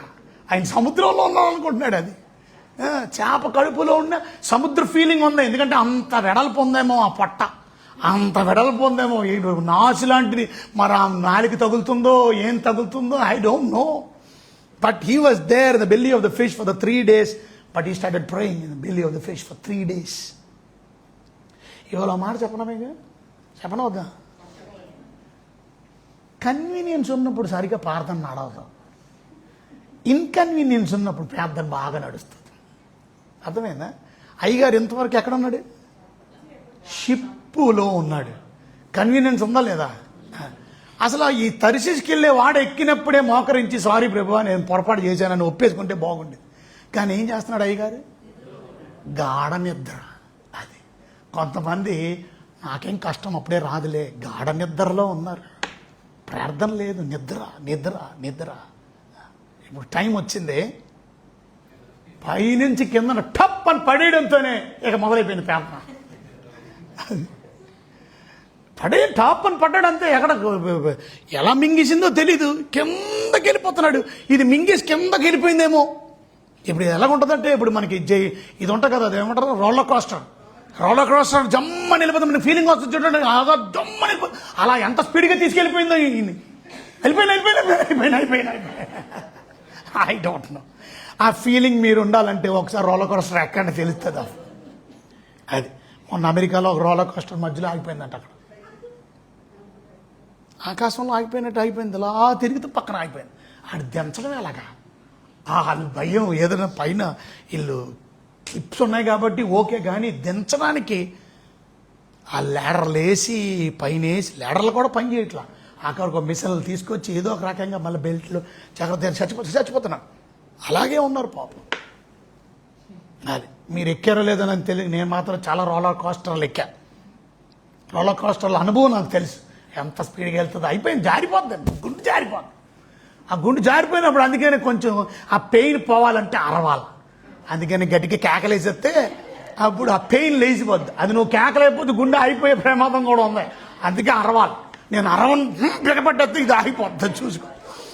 సరే, ఎన్ని అయినాయి? 4 అయినాయి. ఎన్ని చెప్తానన్నాను? నా చెప్పినా ముగించినా? మొదటిది 2. ఏంటి అలా కూర్చొని ఇంకా 4, 3 చెప్తారా? కొంతమందిలో ఆనందం లేదు, ఎంత నవ్వుతున్నా సంతోషం లేదు, మనోవేదన, కష్టంలో దేవుణ్ణి అడగండి.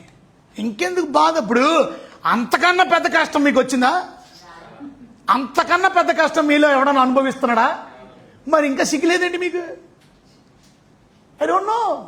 ఆ పెద్ద కష్టంలో నుంచే దేవుడు యోనాని విడిపించినప్పుడు నీ కష్టంలో నుంచి విడిపించలేడా?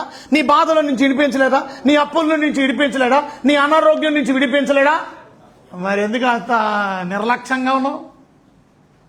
దేవుడిని రుచి చూడలేదు ఇంకా. మీరు రుచి చూస్తే ఆ పద్ధతి వేరు, ఆ డిపెండెన్స్ వేరు. అది మన బాప్తిసం తీసుకున్నారు మహానుభావులు. ఏరి బాప్తిసం తీసుకున్నారంటే అర్థం ఏంటి? డే 1 నుంచి అమ్మో ఐ కెనాట్ స్టాప్. దేవుని వాక్యమందును రొట్టె విరుచుడి అందును అపోస్తుల బోధ ఉండాలి కదా. మరి బోధ ఏది మీకు? ప్రార్థన చేయడు ఎడతెగక. ఈ 4 విషయాల్లో అపోస్తుల బోధ, సహవాసం, రొట్టె విరుచుట, ప్రార్థన మానకూడదు అంటే ఏమర్థమవుతుంది వాళ్ళకి? అది they are not obedient from the day 1 and that's bad. నువ్వు ఏ డే నాకు తెలియదు, ఆల్రెడీ చాలా డేస్ అయిపోయింది. ఇప్పటికైనా ఇంకా ఒబీడియన్స్ లేదని అంటే మనంత దరిద్రులు ఇంకెవరు ఉండరు. అది బీ ఒబీడియంట్ టు గాడ్. ఐదోది మనం చూస్తే ప్రార్థన ఎందుకని అంటే ప్రార్థన మనకి రిలీఫ్ ఇస్తుంది కనుక. Relief from anxiety, relief from pain, relief from అసమాధానం నుండి రిలీఫ్. సంతోషం లేదు, నిరుత్సాహం, అందులో నుంచి రిలీఫ్. యాంగ్జైటీ నుంచి రిలీఫ్. అందుకు ప్రార్థన చేస్తే రిలాక్స్. అందుకని వాళ్ళు హాయిగా ఉంటారు. అది వాళ్ళ ప్రజలు హాయిగా లేరు. మీటింగ్ అయిపోయిన తర్వాత నన్ను కలవండి, నా దగ్గర బీపీ యాక్టివేటర్స్ కూడా ఉన్నాయి. మీ బీపీ చూస్తాను ఒకసారి, ఎలా కొట్టుకుంటుందో. పొద్దున్న ఒకరు వచ్చారు నా దగ్గరికి, అది బీపీ కొట్టుకుంటు రెడ్ అక్షరంలోకి వెళ్ళిపోయింది. వాళ్ళు అయ్యగారు ఎంత ఉంది. ప్రశాంతంగా ఉండాలమ్మా, ఎందుకు కంగారు. అలా ఆవిడ వచ్చింది, నాకు కూడా చూడండి అని, నువ్వు బోర్డర్లో ఉన్నావమ్మా జాగ్రత్త, వద్దు నువ్వు కూడా బాగా. చిన్నపిల్లడు వచ్చాడు, ఆయన కూడా చిన్నపిల్లడికి కూడా ఉంటుంది. ఏం కంగారు ఏం లేదు కానీ టచ్ అవుతుందేమో జాగ్రత్త, ఎక్కువ ఉప్పు తినేస్తున్నారేమో. కొంతమందికి కంగారు. ప్రశాంతంగా ఉండండి అమ్మా. చూడు, నాకు పెట్టుకొని చూస్తానని నేను చూసా. ఒక ఆటగాడు ఆడినట్టు ప్రశాంతంగా. కిందన 51 ఉంది, పైన చూస్తే 110 ఉంది, 120 మినిమం, 120 పైన, కిందన 80. ప్రశాంతంగా ఉండు. కంగారండి, అయ్యి బాబు మీకు కోపం ఎక్కువ కదా, మీది పైకి లేచిపోద్దేమో అనుకున్నాం, మీది లేగలేదండి. పైకి వస్తేనే షో అంతే, లోపలంతా ప్రశాంతంగా ఉంటుంది. లోపలంతా ప్రశాంతంగా, అది కంగారు లేదు. గలిపి గుండు కొట్టుకుంటుంది లోపల. నీకు అర్థమైందా? మనం బయటగా కొన్ని క్రమశిక్షణ కోసం మన బయట లోపల కూడా దడ బాధేస్తాడు. కొంతమంది చేయి పెట్టక్కర్లేదు, బయటగా కనపడద్దు, గుండె బయటకు వచ్చి లోపలికి వెళ్తారు. లోపలికి బయట వద్దు. టెన్షన్ ఎందుకు? దేని గురించి టెన్షన్? అది బైబిల్ చెప్తుంది, వరి అవ్వక దేని గురించి.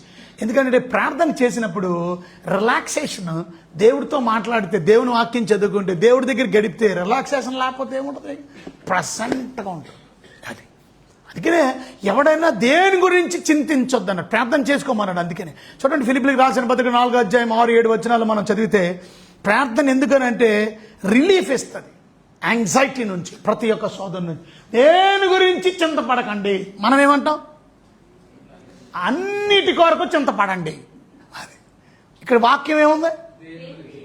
మనం ఏమంటాం? భలేంటి వాళ్ళు చింతపడలేదే బతికే లేదండి, చింతపడాలి. ఓకే, అది నీ ఇష్టం. బట్ బిబ్లికల్ పీపుల్, బిలీవర్స్, విశ్వాసులు, ఇది మనకి, అవిశ్వాసులు కాదు. ఇది ఉత్తరం ఎవరికి? ఫిలిప్పీ పత్రిక సంఘానికి రాస్తున్న ఉత్తరం.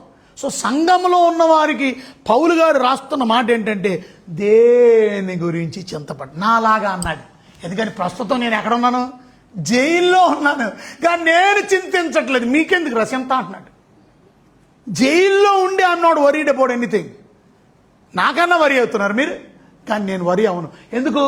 ప్రతి విషయంలో మీరు ప్రార్థన మొదలెట్టండి, ప్రతి విషయంలో విజ్ఞాపన చేయండి, ఇతరుల గురించి చేయండి, కృతజ్ఞతాస్తుతులు చెల్లించి దేవుని. అప్పుడు నెక్స్ట్ వచ్చిన అప్పుడు సమస్త జ్ఞానము మించిన దేవుని సమాధానం. చూసారా, దేవుని సమాధానం యేసుక్రీస్తు వలన మీ హృదయములకు, మీ తలంపులకు కావలి ఉండును.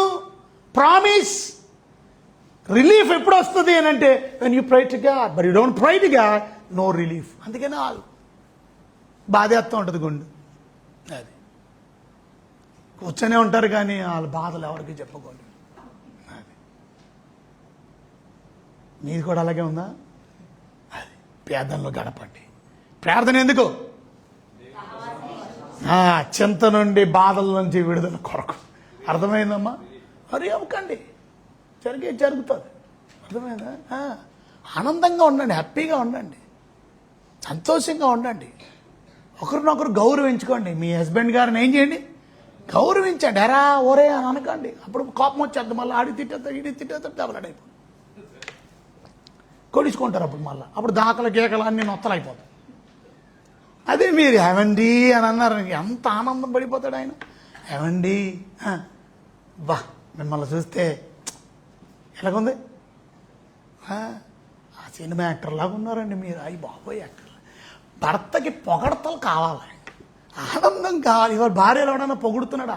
ఆయన చూస్తుంటే కానీ చూడు ఆయన ఎలాగున్నాడో చూడు, ఆయన చూడు 6 ప్యాక్, నువ్వు ఉన్నావు నీదే ప్యాక్, ఫ్యామిలీ ప్యాక్, ఇలాగా చెప్తావు. అర్థమైందా? సంతోషం. అలాగే భర్త కూడా భార్యను ఎలా చేయాలా? ప్రేమించాలి. అప్పుడు కారు ఎక్కిస్తున్నావు అనుకో, ఏం చేయాలా? అమెరికాలో కారు ఎక్కించి ఎలాగ ఎక్కిస్తారు తెలుసా నీకు? చేయి పట్టుకుంటారులే, కానీ కారు తీసినప్పుడు ఆ కారు దగ్గరికి వచ్చినప్పుడు ఏం చేస్తారు తెలుసా? డ్రైవింగ్ ఒకవేళ డ్రైవర్ అయినా ఆయనే డ్రైవర్లు ఉండరు. అమెరికా వాడికి ఎవరికి డ్రైవర్లు ఉండరు.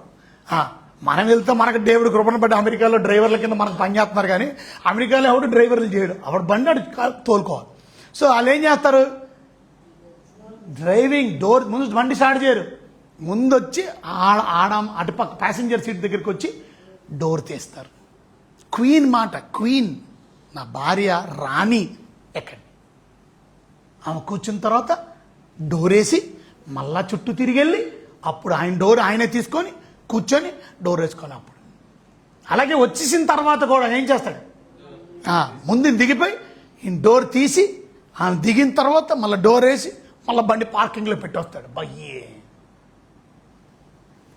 మన ఇండియా హస్బెండ్ చేస్తాడు. ఎప్పుడు? కొత్త భార్య అయితే,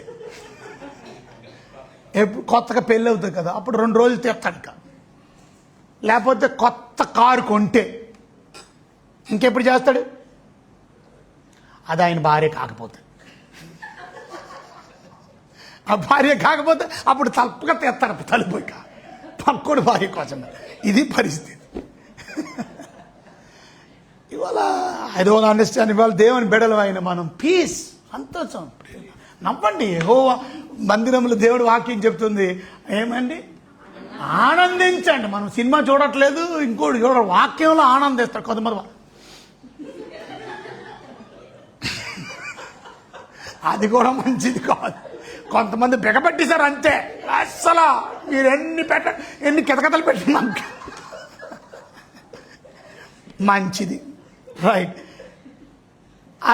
ఎన్నైనాయి?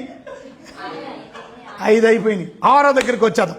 6వది ప్రార్థన. ఎందుకనంటే తప్పక మన జీవితంలో ఎప్పుడైనా పొరపాట్లు చేసినప్పుడు, తప్పక మనం మిస్టేక్లు చేస్తాం, తప్పుని ఒప్పుకోవడానికి తప్పక ప్రార్థనలోనే ఒప్పుకుంటాం. ఇంకెలా ఒప్పుకుంటాం?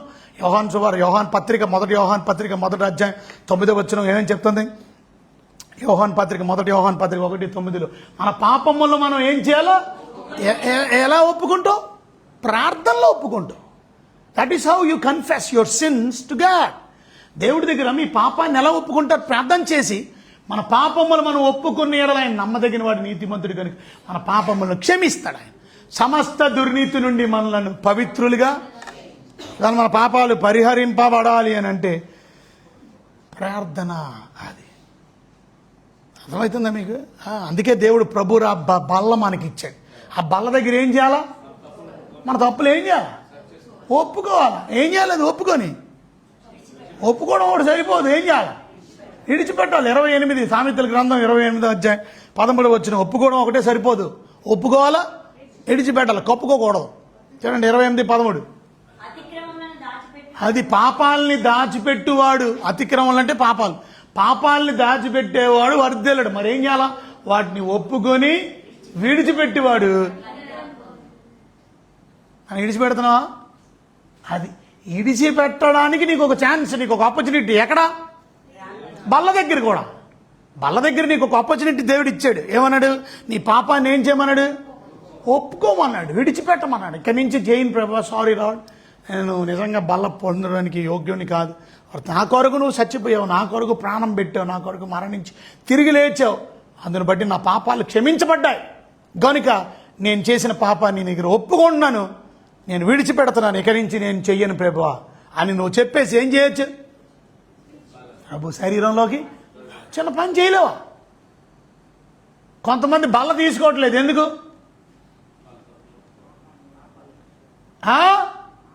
ఎందుకంటే వాళ్ళు నోరు మూసుకొని ఉంటారు. తీసుకో.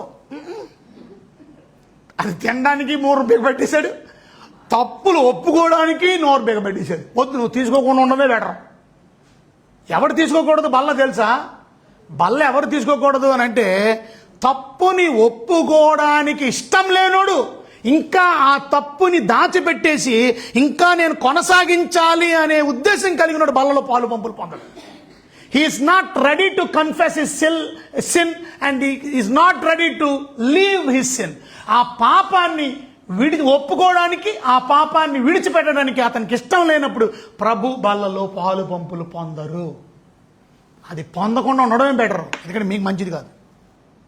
అర్థమైందా? అది అలాగే ఎంతకాలం ఎన్ని వారాలు ఎన్ని నెలలు దేవుడి దగ్గర నీ పాపాలు ఒప్పుకోకుండా యు కంటిన్యూ సిన్నింగ్, అది దాట్స్ బ్యాడ్.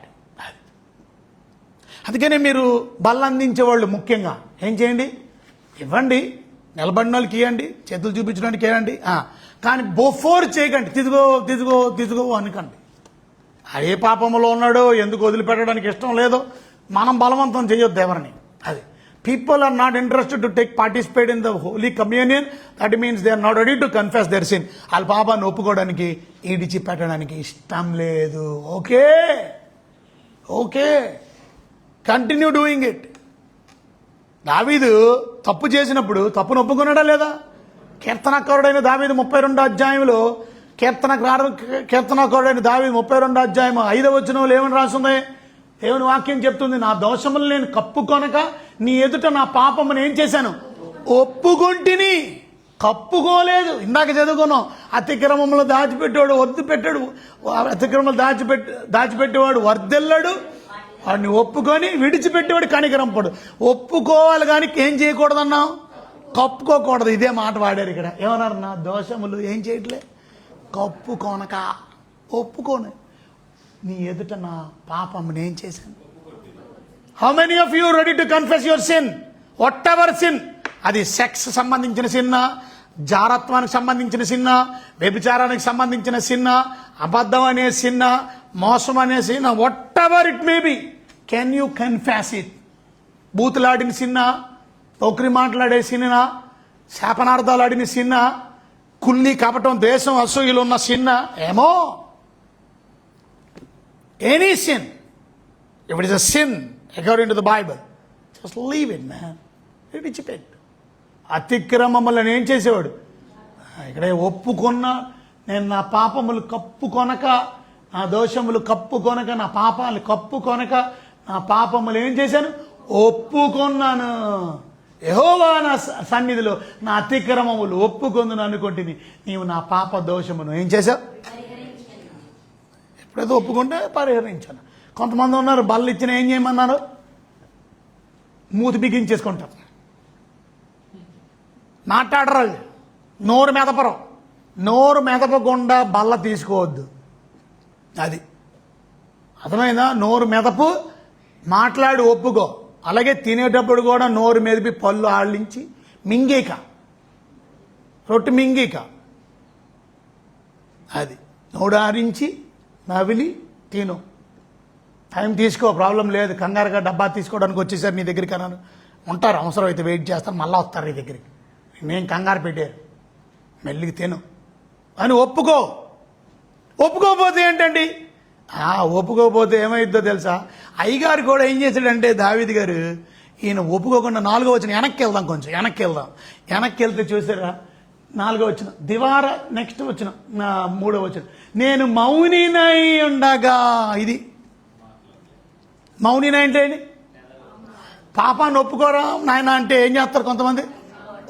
పల్పికించారు. దావీదు కూడా అలాంటి టైపే ఒకప్పుడు. ఏమన్నాడు? నేను మౌనినై, ఒకవేళ ఉంటే నేను మౌనినై ఉండగా దినమంతయు నేను చేసిన నా ఆర్తధ్వని వలన. ఆర్తధ్వని అంటే ప్రార్థనాధ్వని కాదు. ఆర్తధ్వని అంటే ఏడుపు. ఆర్తధ్వని అంటే కేకలం. ఆర్తధ్వని అంటే మూలుగులు. కొంతమంది ఇంట్లో ఎప్పుడు ఏడిపే, అంత మాట ఏడిపే, ఇంకేముండదు వాళ్ళకి.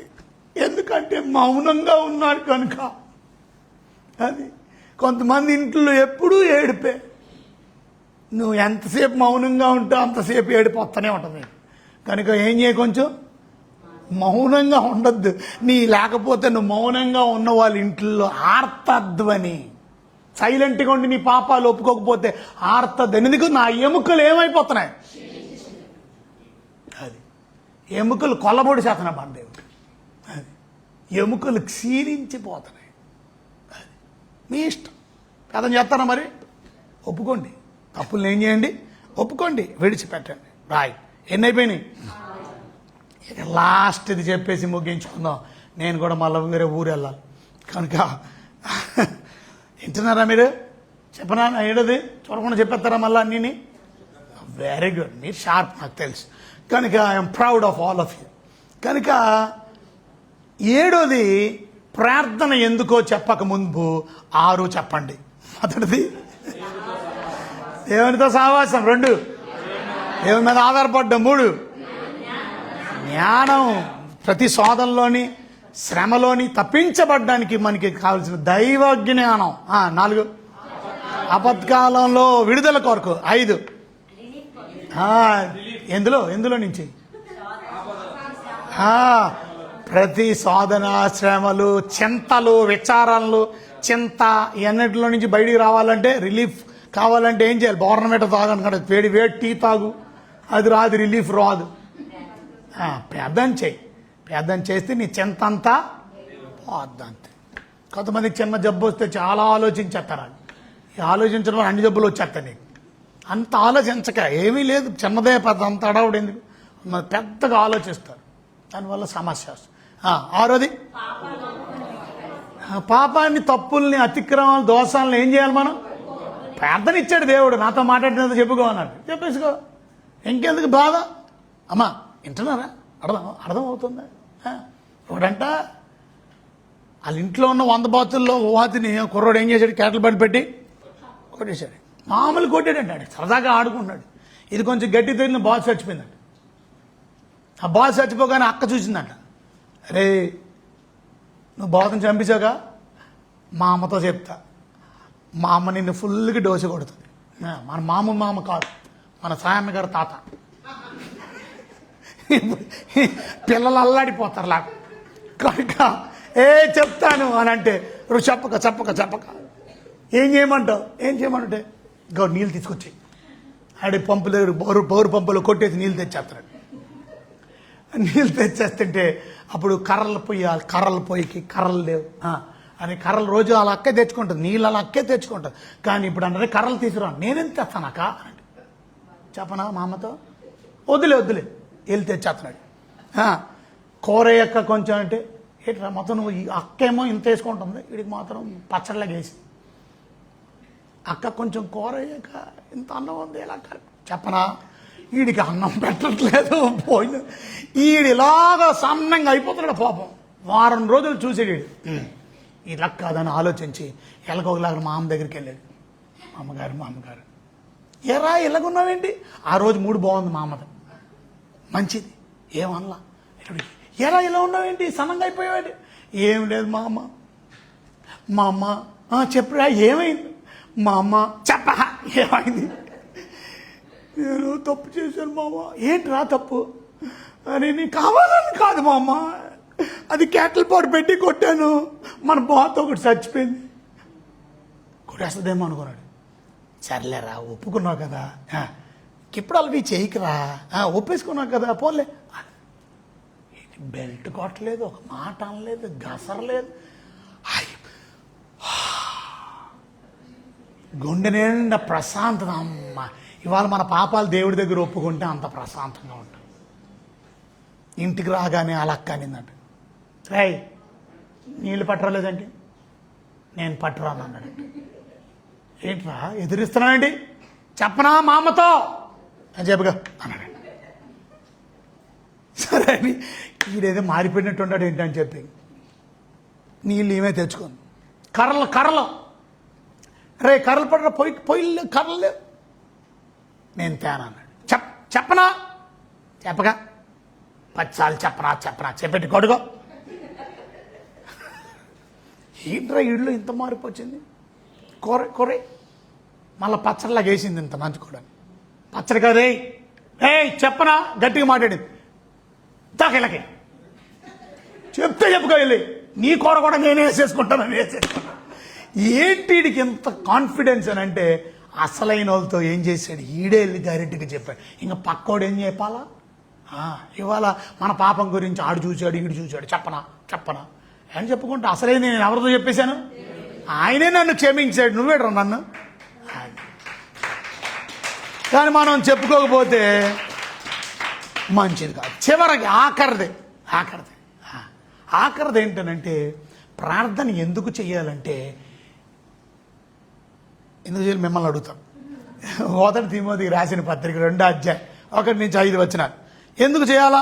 1 తిమోతి 2వ అధ్యాయం 1 నుంచి 4 వచనాలు ఏమని రాసింది? మనం సంపూర్ణ భక్తి మాన్యత కలిగి నెమ్మదిగాను సుఖంగాను బ్రతుకు నిమిత్తం అన్నిటికంటే ముఖ్యంగా మనుషులందరి కొరకును, రాజుల కొరకును, అధికారుల కొరకును విజ్ఞాపనలు, ప్రార్థనలు, యాచనలు, కృతజ్ఞతలు చేయమని హెచ్చరించుచున్నాను. ఇందులో నుంచి మీరు లాగండి పాయింట్ మీకు ఇస్తున్నాను ఛాన్స్. ఇప్పుడు ఇందులో నుంచి ప్రార్థన దేనికి? వాయ్ ప్రేయర్.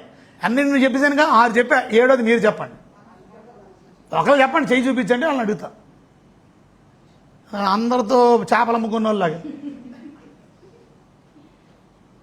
చెప్పండి. అందరితో అడిగితే చెప్పరు. వాయ్ ప్రేయర్ చూసారా? అలా తీయాల వాక్యం. అది తీయడమే అది ప్రార్థన పూర్వక చక్కగా పాయింట్ తీయగలగాలి. అప్పుడు ఎఫెక్ట్. అంతేగాని చూసి చదివేయడం కాదు గొప్ప విషయం.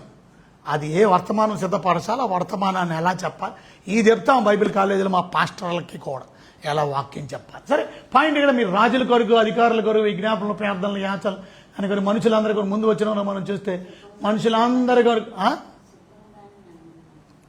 సుఖంగాను నెమ్మదిగాను సంపూర్ణ భక్తి మాన్యత కలిగి నెమ్మదిగాను సుఖంగాను బతుకు నిమిత్తం అందరికంటే ముఖ్యంగా మనుషులందరి కొరకు, రాజుల కొరకు, అధికారుల కొరకు విజ్ఞాపనలు, ప్రార్థన ఎందుకు చేయాలి అని అంటే why prayer last and final.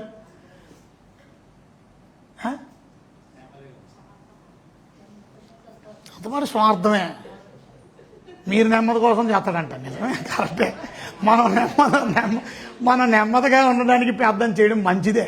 సుఖంగా బతకాలంటే ప్రార్థన. కానీ ఇక్కడ ప్రార్థన ఎందుకోసం అక్కడ రాసి ఉంది ఏమంటే ముందు వచ్చిన మీరు మనుషులు అంతటిగా ముఖ్యంగా మనుషులందరి కొరకు. ఇప్పుడు మనుషులందరి కొరకు దేనికోసం చేస్తారు మీరు? 2 రాజుల కొరకు దేనికోసం చేస్తారు మీరు? 3 అధికారుల కొరకు దేనికోసం చేస్తారు మీరు? ఇవాళ వీళ్ళందరి కొరకు విజ్ఞాపనలు, యాచనలు, కృతజ్ఞతాస్తుతులు చెల్లించవాలని అంటే అర్థం వాళ్ళు మార్పు కోసం, ప్రజలందరి రక్షణ కొరకు, మన ప్రైమ్ మినిస్టర్ గారు మార్పు కోసం, మన చీఫ్ మినిస్టర్ గారి గురించి, మన అధికారుల గురించి to pray for their salvation. ఎందుకంటే వాళ్ళు రక్షించబడకపోతే నరకానికి వెళ్ళిపోతారు. కనుక వాళ్ళ ప్రేమతో వాళ్ళని ప్రేమించి తోటి మనుషులందరూ రక్షణ పొందాలని, తోటి స్నేహితులందరూ రక్షించబడాలని అది అందరి కొరకు ప్రార్థన చేయాలి. పౌలు గారికి ఉన్న కోరిక ఏంటంటే ఇజ్రాయేలీలందరూ ఇవాళ ఇజ్రాయేల్ తిడుతున్నారు పాస్టర్ రకంగా వాళ్ళ కోసం, యెరూషలేము కోసం, శ్యామం కోసం ప్రార్థన చేయాలంట. అది మనకు కాదు, ఇప్పుడు కాదు. అంత బుర్ర ఉంది నీకు. అది జ్ఞానం.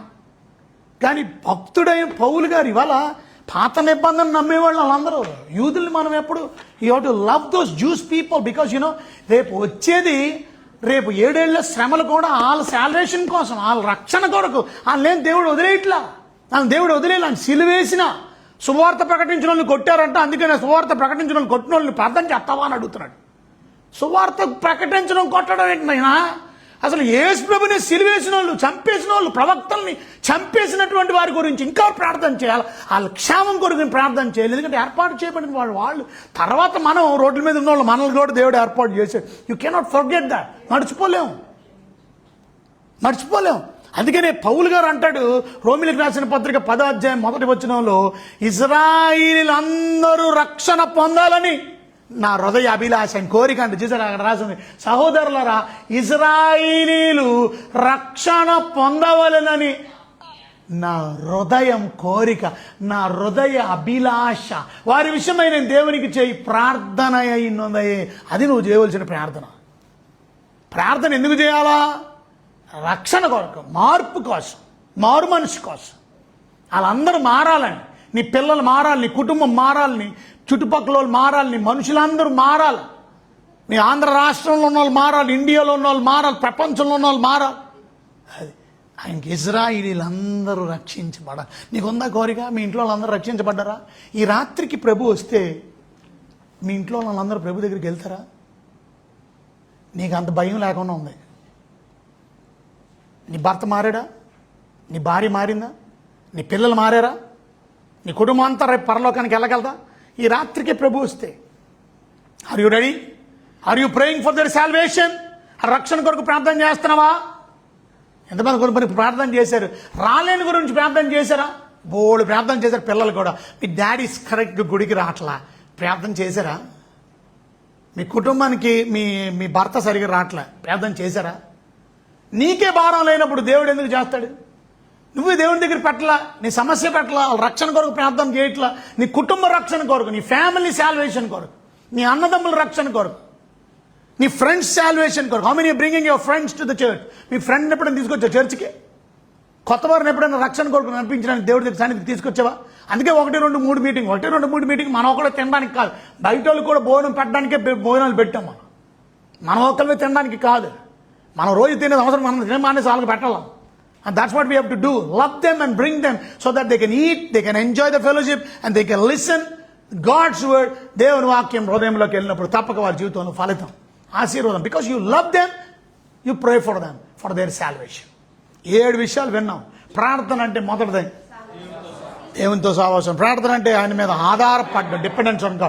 ప్రార్థన అంటే మూడోది దేవుడు దైవ జ్ఞానం మనం పొందుట కొరకు, ఆ శోధనల్ని శ్రమల్ని జయించడానికి. ప్రార్థన అంటే ఆపత్కాలంలో ఆయనే మనకి దిక్కు, ఆయనే మనకి శరణం, ఆయనే మనకి విడుదల చేసే ఆపత్కాలంలో నుంచి, ఉపద్రవాల నుంచి మనకి సహాయం చేయగలి ఆయన తప్ప ఇంకెవరూ లేరు.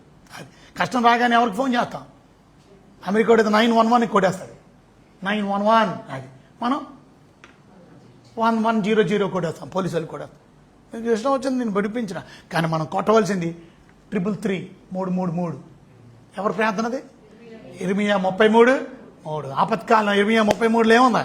33:3. నాకు మొరపెట్టుము, కాల్ అంటు మీ అన్నాడు ఇంగ్లీష్ బైబిల్లో. Call unto me, I will answer you. నాకు కాల్ చేయి, నన్ను కాల్ చేయి, నాకు మొరపెట్టుము, నేను నీకు ఉత్తరం ఇస్తాను. 33:3. అది ఎప్పుడు కూడా ఇప్పుడు ఎమర్జెన్సీ నెంబర్లకు ఎప్పుడు 3 ఉంటాయి. మనలా 10 నెంబర్లు ఉండవు. మన ఫోన్కి ఎన్ని 10 నెంబర్లు ఉంటాయి. అది మన దేవుడికి 10 నెంబర్లు ఉండవు, 3 నెంబర్లే. 33:3. అది అంటే 3 3 దేవుడి నెంబర్ ప్రార్థన చేయి. అది మన 100కి 3, 1 0 0. 108 3 నెంబర్లు.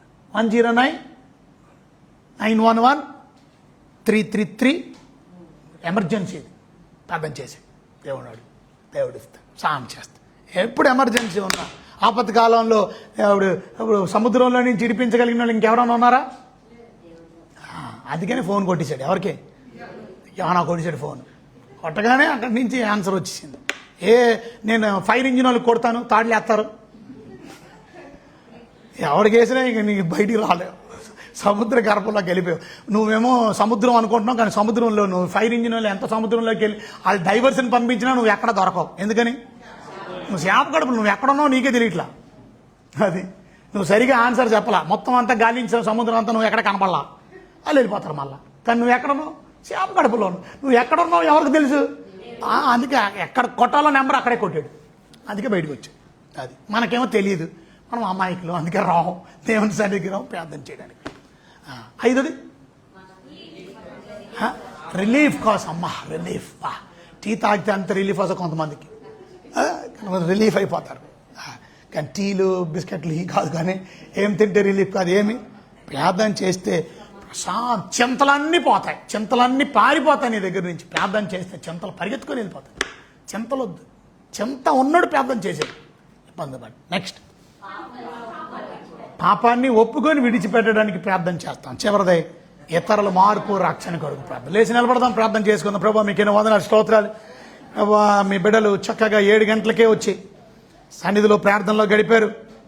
ప్రభా 7 గంటల నుంచి ఎంతో ప్రార్థనలు చేశారు. సమయానికి వచ్చిన ప్రియ బిడ్డల్ని కృపతో జ్ఞాపకం చేసుకోండి, కనికరించి సహాయం చేయండి. వారి నమ్మకత్వాన్ని బట్టి, యథార్థతను బట్టి ప్రార్థన అంటే ఏంటో మాకు అర్థం చేయించారు. అట్టి ప్రార్థనలో మేము ఎదగడానికి కృప దయచేయండి.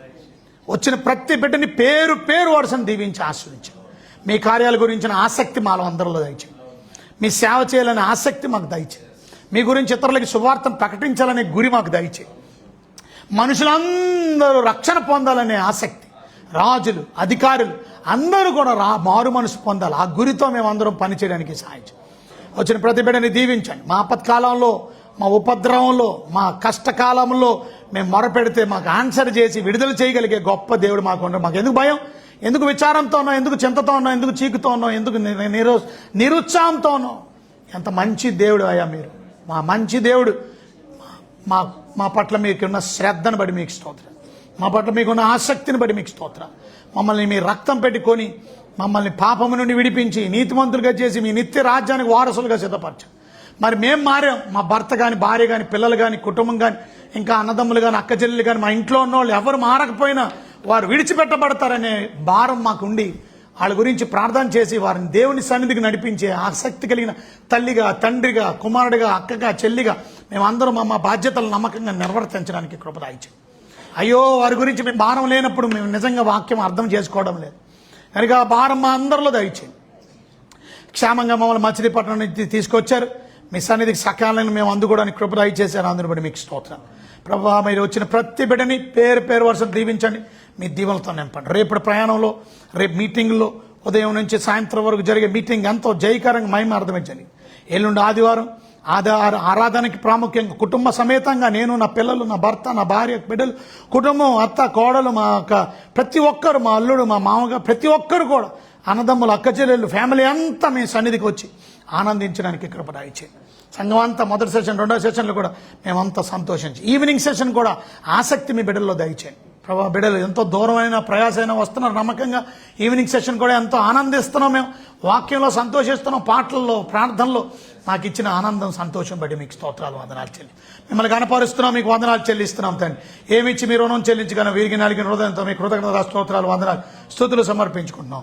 వచ్చిన ప్రతి బిడ్డ యొక్క ప్రతి అనారోగ్యంలో నుంచి స్వస్థత దయచేయండి, ప్రతి ఇబ్బంది నుంచి విడిపించండి, ప్రతి అప్పుల నుంచి విడిపించండి. మా పిల్లలు దూర ప్రాంతాల్లో ఉంటున్నారు, అమెరికా లాంటి ప్రాంతాల్లో, లండన్, కెనడా, అలాగే కువైట్, దుబాయ్, సౌదీ అరేబియా, రకరకాల ప్రాంతాల్లో ఉన్నటువంటి పిల్లలందరినీ కూడా దీవించి ఆశ్రయించారు. చదువుకునే పిల్లలు ఉన్నారు, ఉద్యోగం చేసే పిల్లలు ఉన్నారు, ఉద్యోగం రాని వారికి తప్పక మీరు ఉద్యోగాలు దయచేయండి. ప్రభువా మీరే గొప్ప కార్యాలు మీరు వారి జీవితాల్లో జరిగించారు. మేము అడిగింది మీరు తప్పక ఇస్తారు. అందుని బట్టి స్తోత్రాలు. మేము ఏమైనా పొరపాటు చేస్తే మా పొరపాట్లు కూడా క్షమించండి. మా ఆపత్కాలంలో మేము మొరపెడుతున్నాం అని యోనా వలె మా మొక్కుబళ్ళు మేము చెల్లిస్తాం, మేము నమ్మకంగా ఉంటాం, కృతజ్ఞత అర్పణలు మేము చెల్లిస్తాం అని మేము మొక్కుకొని నమ్మకంగా జీవించి ప్రభువా గొప్ప ప్రతిఫలాన్ని పొందుకోవడానికి కృప దయచేయమని ప్రార్థన చేస్తాం. బిడ్డ యొక్క ప్రతి అవసరత తీర్చండి, తోడండి, కృప చూపించి సహాయం చేయండి.